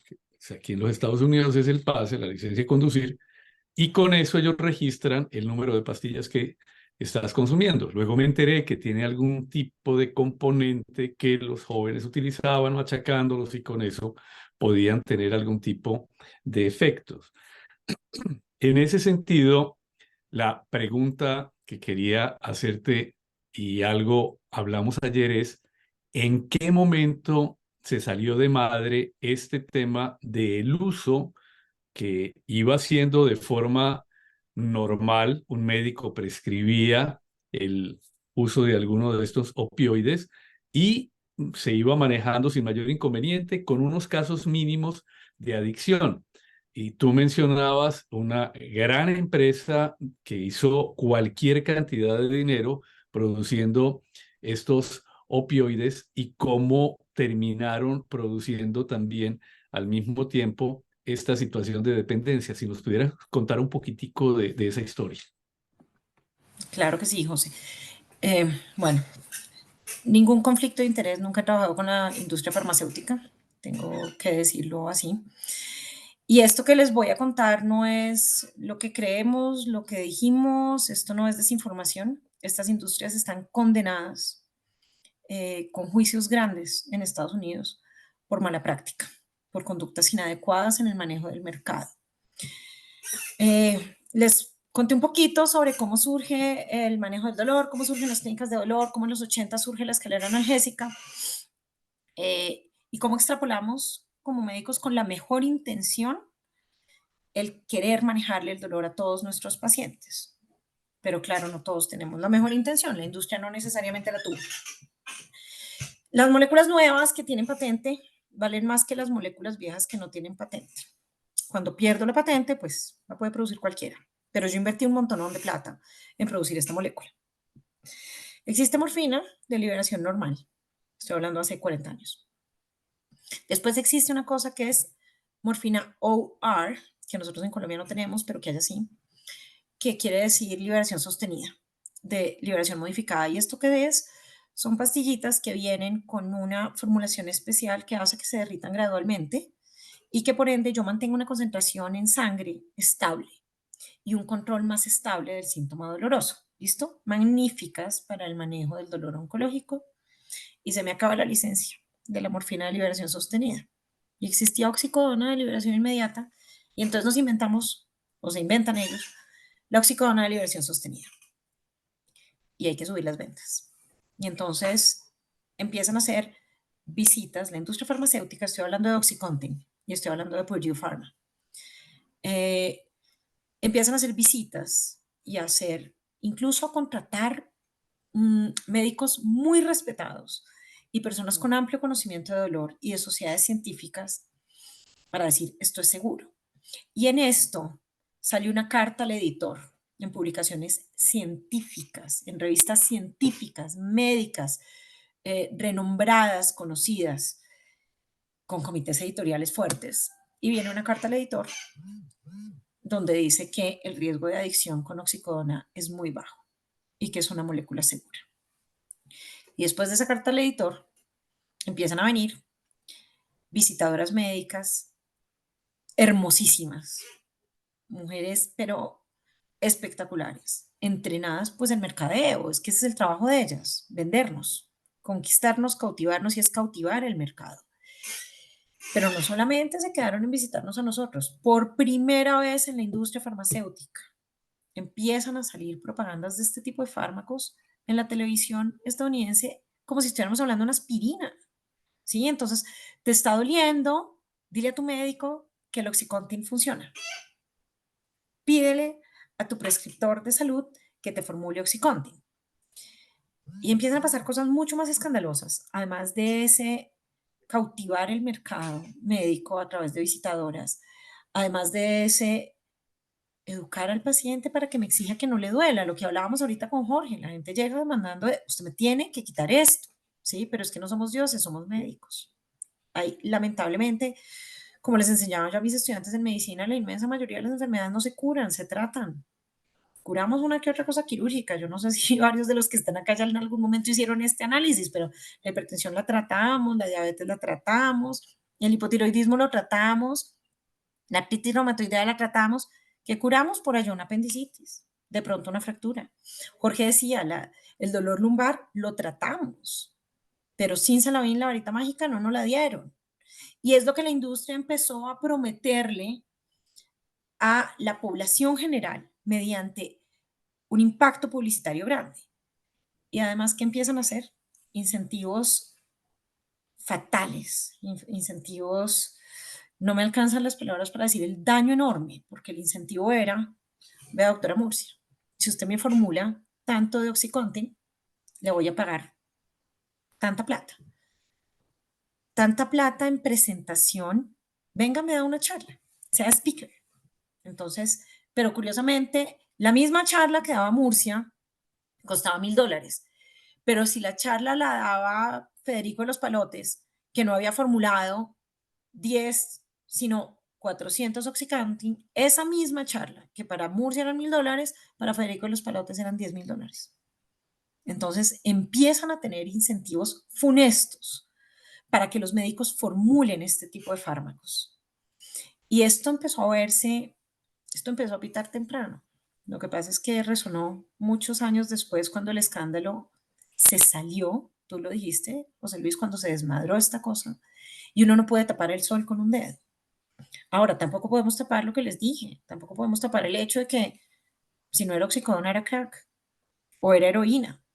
Pero lo que sí tiene que preocuparnos, digamos, como médicos y como profesionales de la salud, es que ya nos pasó una vez, ¿sí? Coloquialmente nos metieron, ayer te lo dije María José y se lo digo Jorge, nos metieron no solo la mano a la boca, nos metieron como hasta el hombro. Y entonces, ¿cómo vamos a hacer para que esto no nos vuelva a pasar como sociedades médicas? Jorge me preguntó ahorita, ¿qué vamos a hacer en las facultades de medicina? Estamos educándolos en medicina basada en la evidencia, estamos diciéndoles, ojo, no crean esto, ya hay legislación para que los visitadores no puedan entrar a las clínicas. Creo que estamos teniendo generaciones un poquito más cuidadosas y el esfuerzo tiene que ser de todos los días, tiene que ser de todos para hacer nuestros tratamientos más seguros y evitar que algo así vuelva a pasar, porque por primera vez, y esto sí por primera vez, los médicos tuvimos un rol en una crisis de adicción. Esto no lo habían visto, a pesar de que habían sido adictos a 1000 cosas distintas, pues no habíamos tenido un rol desde la parte médica. Gracias, Pablo. Y como tú decías, esta serie, no recuerdo si está en Netflix o en Amazon Prime, creo que es Netflix, la de OxyContin, que es una miniserie y vale la pena verla. Majo, esto que está contando Paula tiene una contraprestación y es quienes son los veedores de lo que sucede en una sociedad, especialmente frente al gobierno, pero en este caso, frente a una industria como la farmacéutica y los problemas que causa, le corresponde ese papel a los medios de comunicación y en este caso, sobre todo, a medios como el tuyo que están haciendo un trabajo determinante de entrada frente a todo lo que circula en las redes sociales, que ya de por sí con eso tienen ustedes para enloquecerse. Pero este tipo de cosas, ¿cómo se puede manejar directamente desde los medios de comunicación? Porque como explicaba Paula ahora, un médico manda una frase a una editorial y de ahí en adelante se circula ese texto como si fuera la verdad revelada. Entonces, ¿qué sabes tú de este tipo de situaciones y cómo se maneja desde los medios?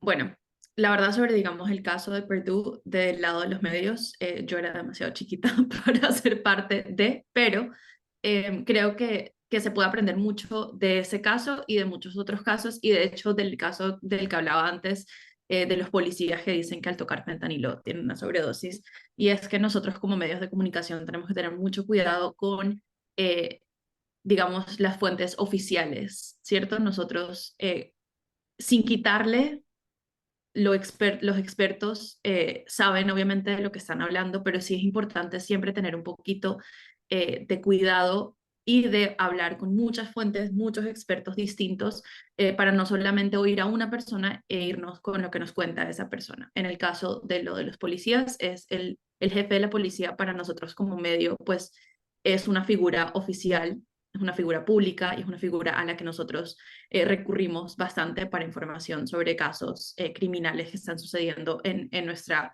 comunidad y que vamos a cubrir. En el caso de los opioides, en esta situación muy particular que, como dice la doctora Paula, es el primer, digamos, momento en la historia en el que los médicos hacen parte de esta crisis. Si yo en ese momento hubiese entrevistado a medios sobre esta nueva medicina para ayudar al dolor, esos médicos me iban a decir lo mismo que le estaban diciendo a ellos, porque lo creían.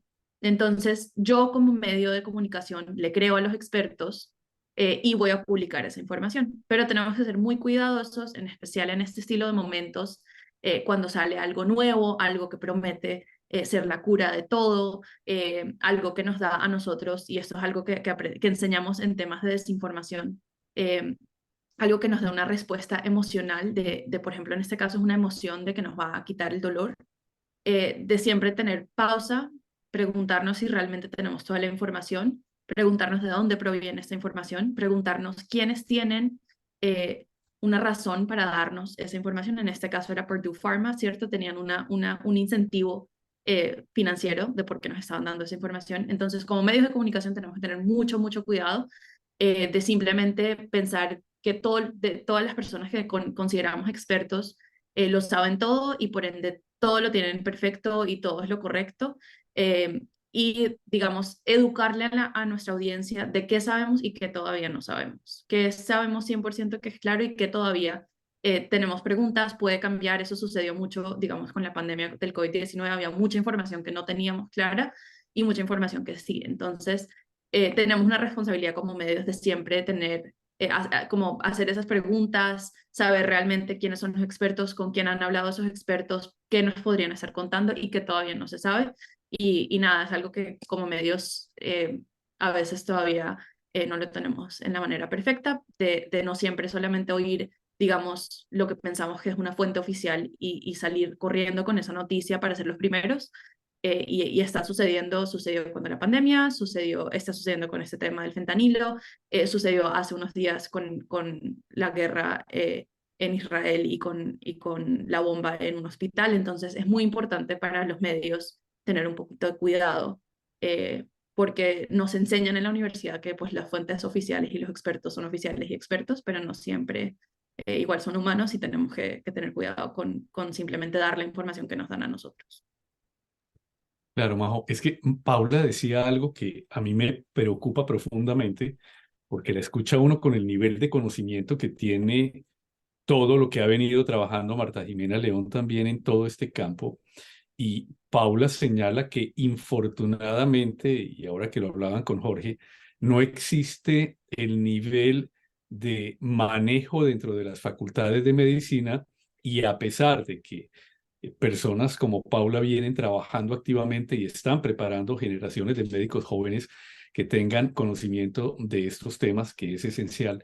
Por ejemplo, este tipo de tópicos, hasta donde yo recuerdo, no los he visto en los medios de comunicación en Colombia. Es decir, que haya habido algún tipo de debate donde utilicen el conocimiento que hay por parte de los médicos, médicas como Paula, Marta Jimena, que están trabajando estos asuntos para que haya una mayor difusión de este tipo de situaciones. Y yo quería aprovechar, si me permiten, Paula y Majo, dado que Jorge mencionó ahorita el tema, Paula mencionó que aquí hay médicos, personas que han estado vinculadas con estos tipos de temas de dolor. ¿Hasta dónde, si han tenido ustedes conocimiento de situaciones en las cuales ha habido casos de personas no terminales, como dice Jorge, porque en el caso de los terminales, pues ya qué importa que una persona se vaya o no se vaya a volver adicta si ya lo que queda es muy poco de vida? Pero en el caso de otras personas que terminen convirtiéndose en adictos frente a este tipo de un uso o un mal manejo, y que ustedes hayan escuchado, Jorge, no sé usted o algún otro de los médicos que tengan conocimiento de eso. José Luis, yo sí he tenido varios pacientes Ujú. con dolor lumbar crónico, pacientes con lo que se llama el síndrome de cirugía fracasada de columna, adictos. Y hay gente que podría decir, relativamente joven, gente en edad productiva de la vida, menores de 60 años. Y es muy triste verlo porque uno sabe que, como decía Paula, uno nunca le puede ir a plantear que le va a curar el dolor. Uno lo que le va a decir es que le va a ayudar a manejar el dolor, y eso se puede. Pero definitivamente cuando entra en el síndrome de abstinencia y todo esto, se inventan todas las formas, inclusive termina yéndose por urgencias, que saben que un sábado o un domingo no van a encontrar un especialista, y el médico que está de turno lo primero que le va a poner es un medicamento a base de opioides fuertes. ¿Y por qué? Porque pues con 48, 72 horas de un dolor que dicen que lo ha manejado con esto, con esto, con esto y no mejora, pues esa es una de las formas que ellos encuentran. Esto es más frecuente de lo que uno se imagina. Yo lo único que sí digo es que, pues afortunadamente en Colombia, en proporción comparado con Estados Unidos, mucho menos, pero se está viendo y cada vez más. Y cada vez uno de los temas que no lo quise mencionar por falta de tiempo y de la pérdida de credibilidad en la cirugía de columna es precisamente por eso, porque a veces los resultados no son. ¿Y por qué? No porque el que opere no tenga la experticia, sino porque de una u otra forma no se opera la causa específica que produce el dolor. Se opera una imagen, se opera corregir una escoliosis, una deformidad, pero es que el dolor no está ahí. Y eso lleva a que se va generando un desprestigio en los resultados de la cirugía de columna, se va generando una cantidad de pacientes con dolor crónico por estas cirugías fracasadas, y lleva a todo eso que es lo que se ve. Y cuando, en el caso mío, yo soy un referente en la cirugía de columna, y yo veo mucho paciente que me viene de diferentes ciudades, pueblos de Colombia, en donde lo que uno ve es eso, un dolor crónico, inmanejable, a punta de opioides, opiáceos por mucho tiempo, y con todo lo que hay detrás que mencionaba Paula. Entonces, eso se ve, José Luis, y más de lo que uno cree. Yo lo veo mucho en mis pacientes, me da tristeza. Gente en edad productiva de la vida, y eso es una carga para cualquier sistema de salud del país o del mundo, público o privado, porque son unos costos altísimos lo que implica el manejo de estos pacientes. Bueno, no sé si respondí lo que quería.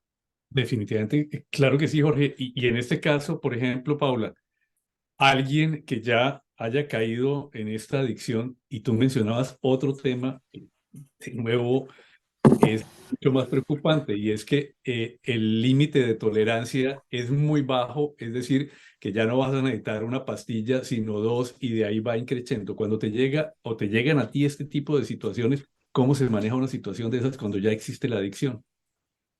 Listo. Nuevamente quiero volver a recordar que una cosa es tolerancia y otra cosa es adicción, y que la adicción implica disfunción, búsqueda patológica, craving, y otro es el uso crónico o el mal uso incluso, que los tenemos muchísimo más que los adictos.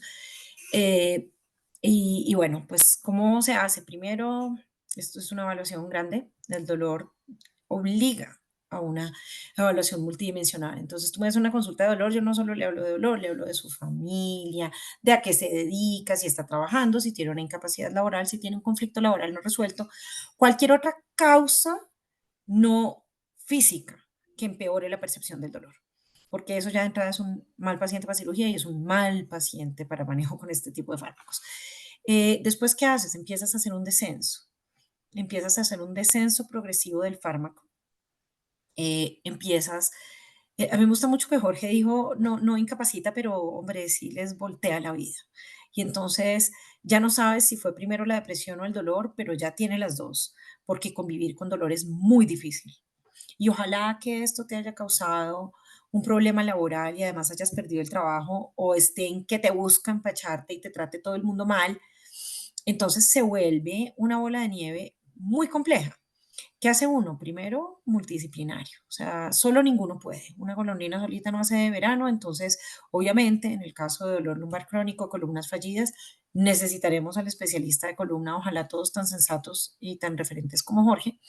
Eh, yo usualmente les digo a mis pacientes, yo no trato resonancias, yo trato pacientes. Entonces, y siempre hay algo más que el hallazgo de la resonancia.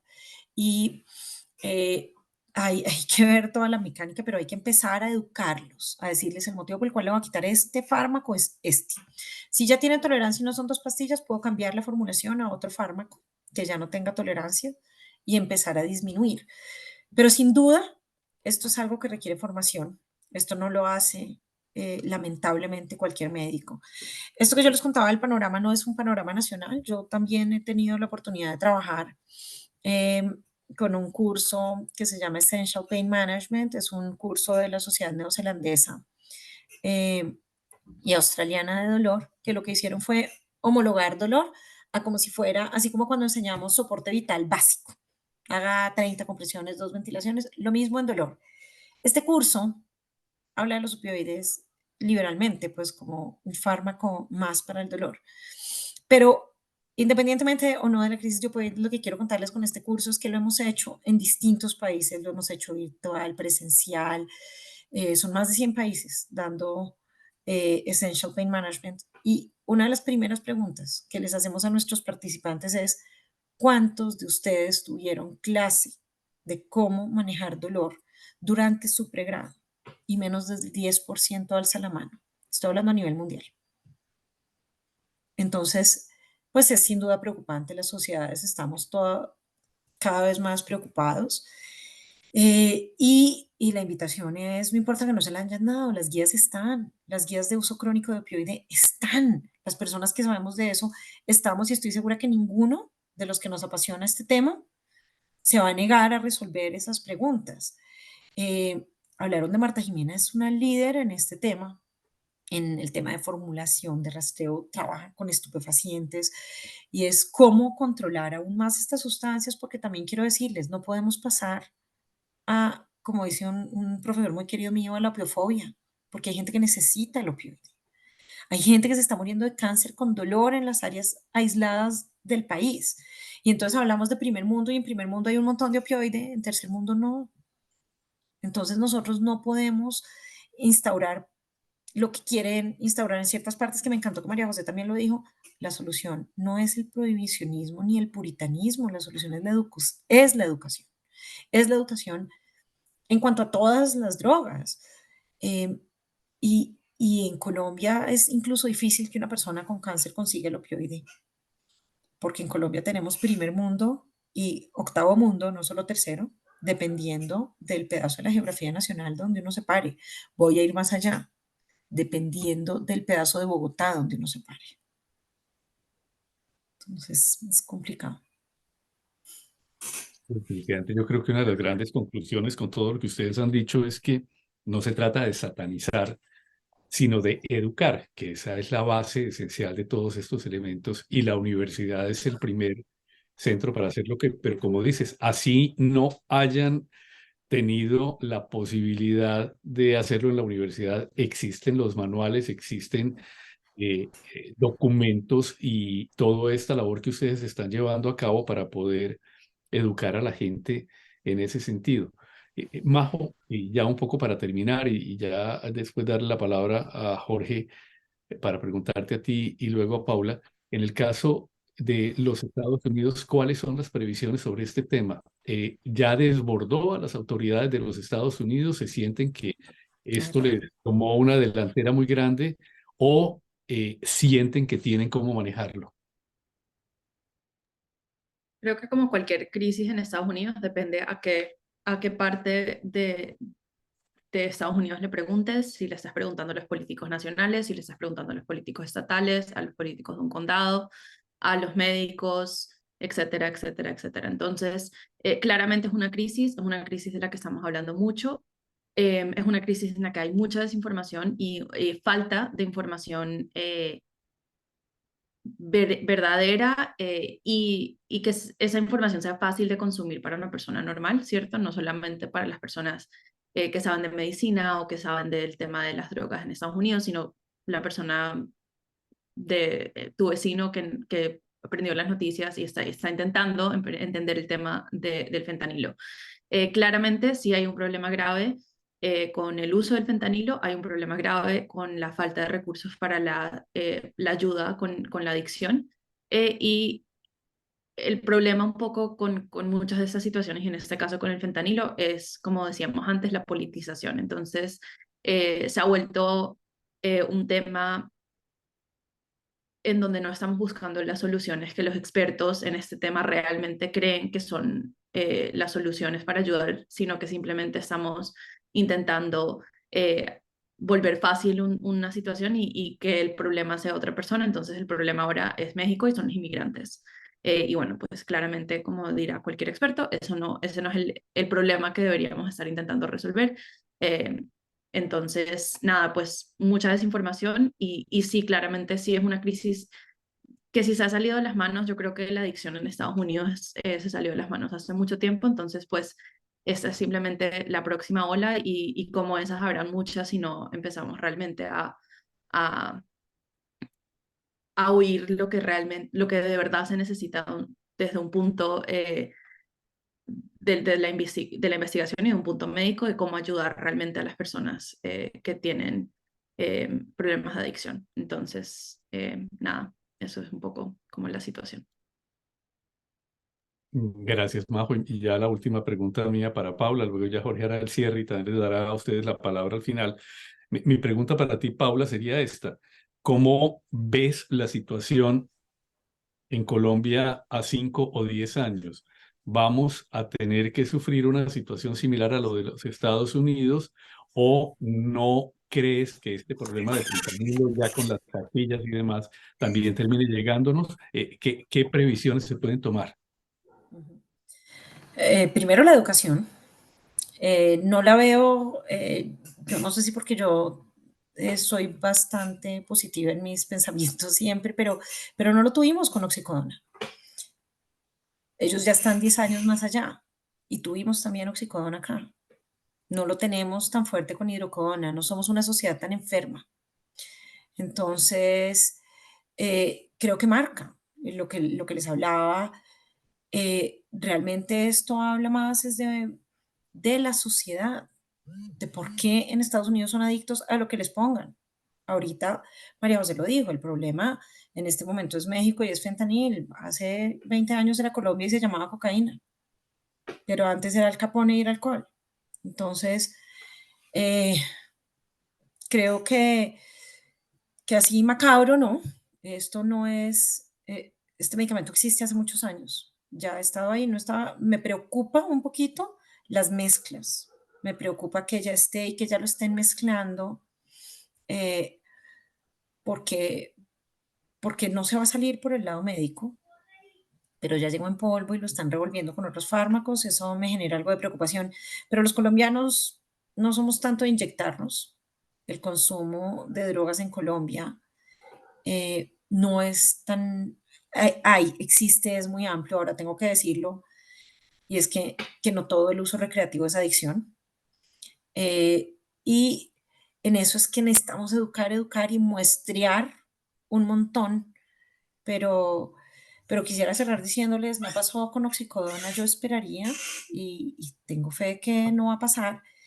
Y sé que he tenido la oportunidad de trabajar pues con universidades grandes, he tenido la oportunidad de compartir escenarios con personas que trabajan en dolor de hace mucho tiempo y sé que la sociedad, digamos el capítulo colombiano de la Sociedad Internacional de Dolor, que la sociedad de anestesia colombiana, tenemos una clara preocupación y trabajamos todos los días, no solamente por dar un cuidado adecuado a nuestros pacientes, sino por poder educar a todo el que tenemos al lado. ¿Sí? O sea, yo ya ahorita estoy desvinculada de la parte universitaria, pero todos los días doy lora con respecto a los opioides, es parte de mi identidad. Entonces, pues nada, yo creo que educación, educación y más educación. Y estos escenarios, pues muchas gracias porque vamos abordando más gente. No, por el contrario, a ti, Paula, y a Majo.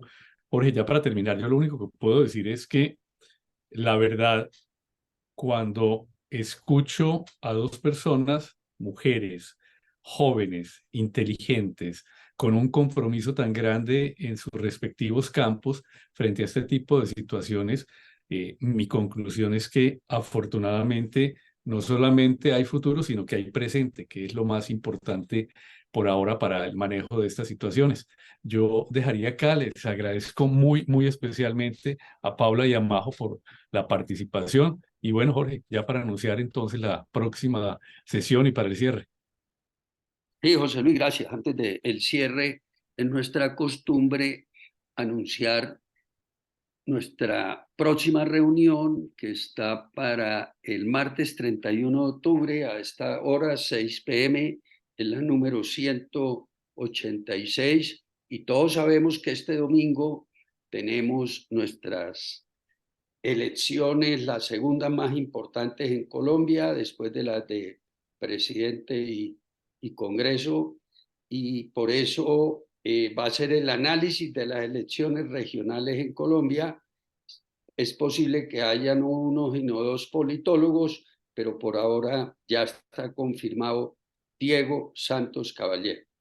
Nos va a hacer la moderación Fernando Salgado y quiero invitarlos desde ya a todos que va a ser una excelente reunión para analizar lo que va a pasar este domingo en cuanto a gobernaciones, alcaldías y consejos de las principales ciudades de Colombia, que eso va a marcar los 2 años y medio que todavía hay para este gobierno de presidente.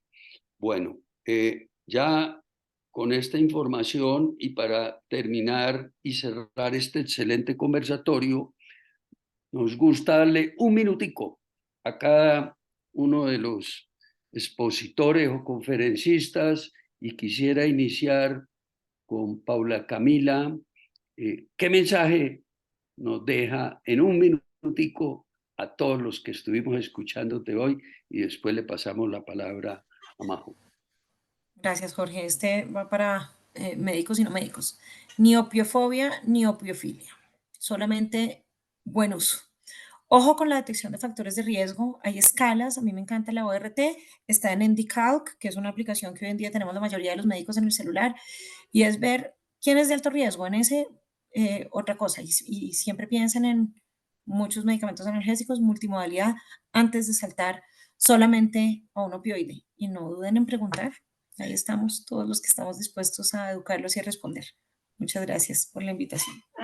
Gracias, Paula Camila. Y Majo, tú como periodista y ciudadana americana, colombiana también, ¿qué mensaje nos deja al final de esta excelente conversatorio? Gracias. Creo que lo más importante en mi trabajo y en cualquier tema del que hablemos es que tengamos información verificada, entonces préstenle mucha atención a de dónde viene la información que están consumiendo y si tienen preguntas, en vez de republicar, mandar otra vez esa cadena de WhatsApp, paren un momento, busquen fuentes oficiales, fuentes de confianza, y pregúntenle a los periodistas y pregúntenle a los medios también y a los expertos que tengan a su lado antes de, digamos, republicar y difundir esa información, porque entre más desinformación, más miedo a este estilo de temas y creamos un ambiente peligroso. Entonces, tengamos mucho cuidado con la información, tanto que consumimos como la que enviamos. Y bueno, muchas gracias por tenerme. Muchas gracias a ti, José Luis, muchas gracias por la moderación. A todos los asistentes, tuvimos un muy buen número, conectados más de 60 personas directas y los acompañantes, yo creo que pudimos estar de pronto cerca de 100 personas. Mañana a partir de las 9 de la mañana queda la grabación exacta como fue el conversatorio. Los que tengan interés me dicen y yo se la envío. Buenas noches a todos, descansen y nos veremos en 8 días. Buenas noches a todos. Gracias nuevamente por la invitación. Fue un gusto. Gracias, Paula. Muy amable. Gracias. No, muy gracias. José. Feliz noche. Gracias. Cristina, muy amable. Muy bien todo.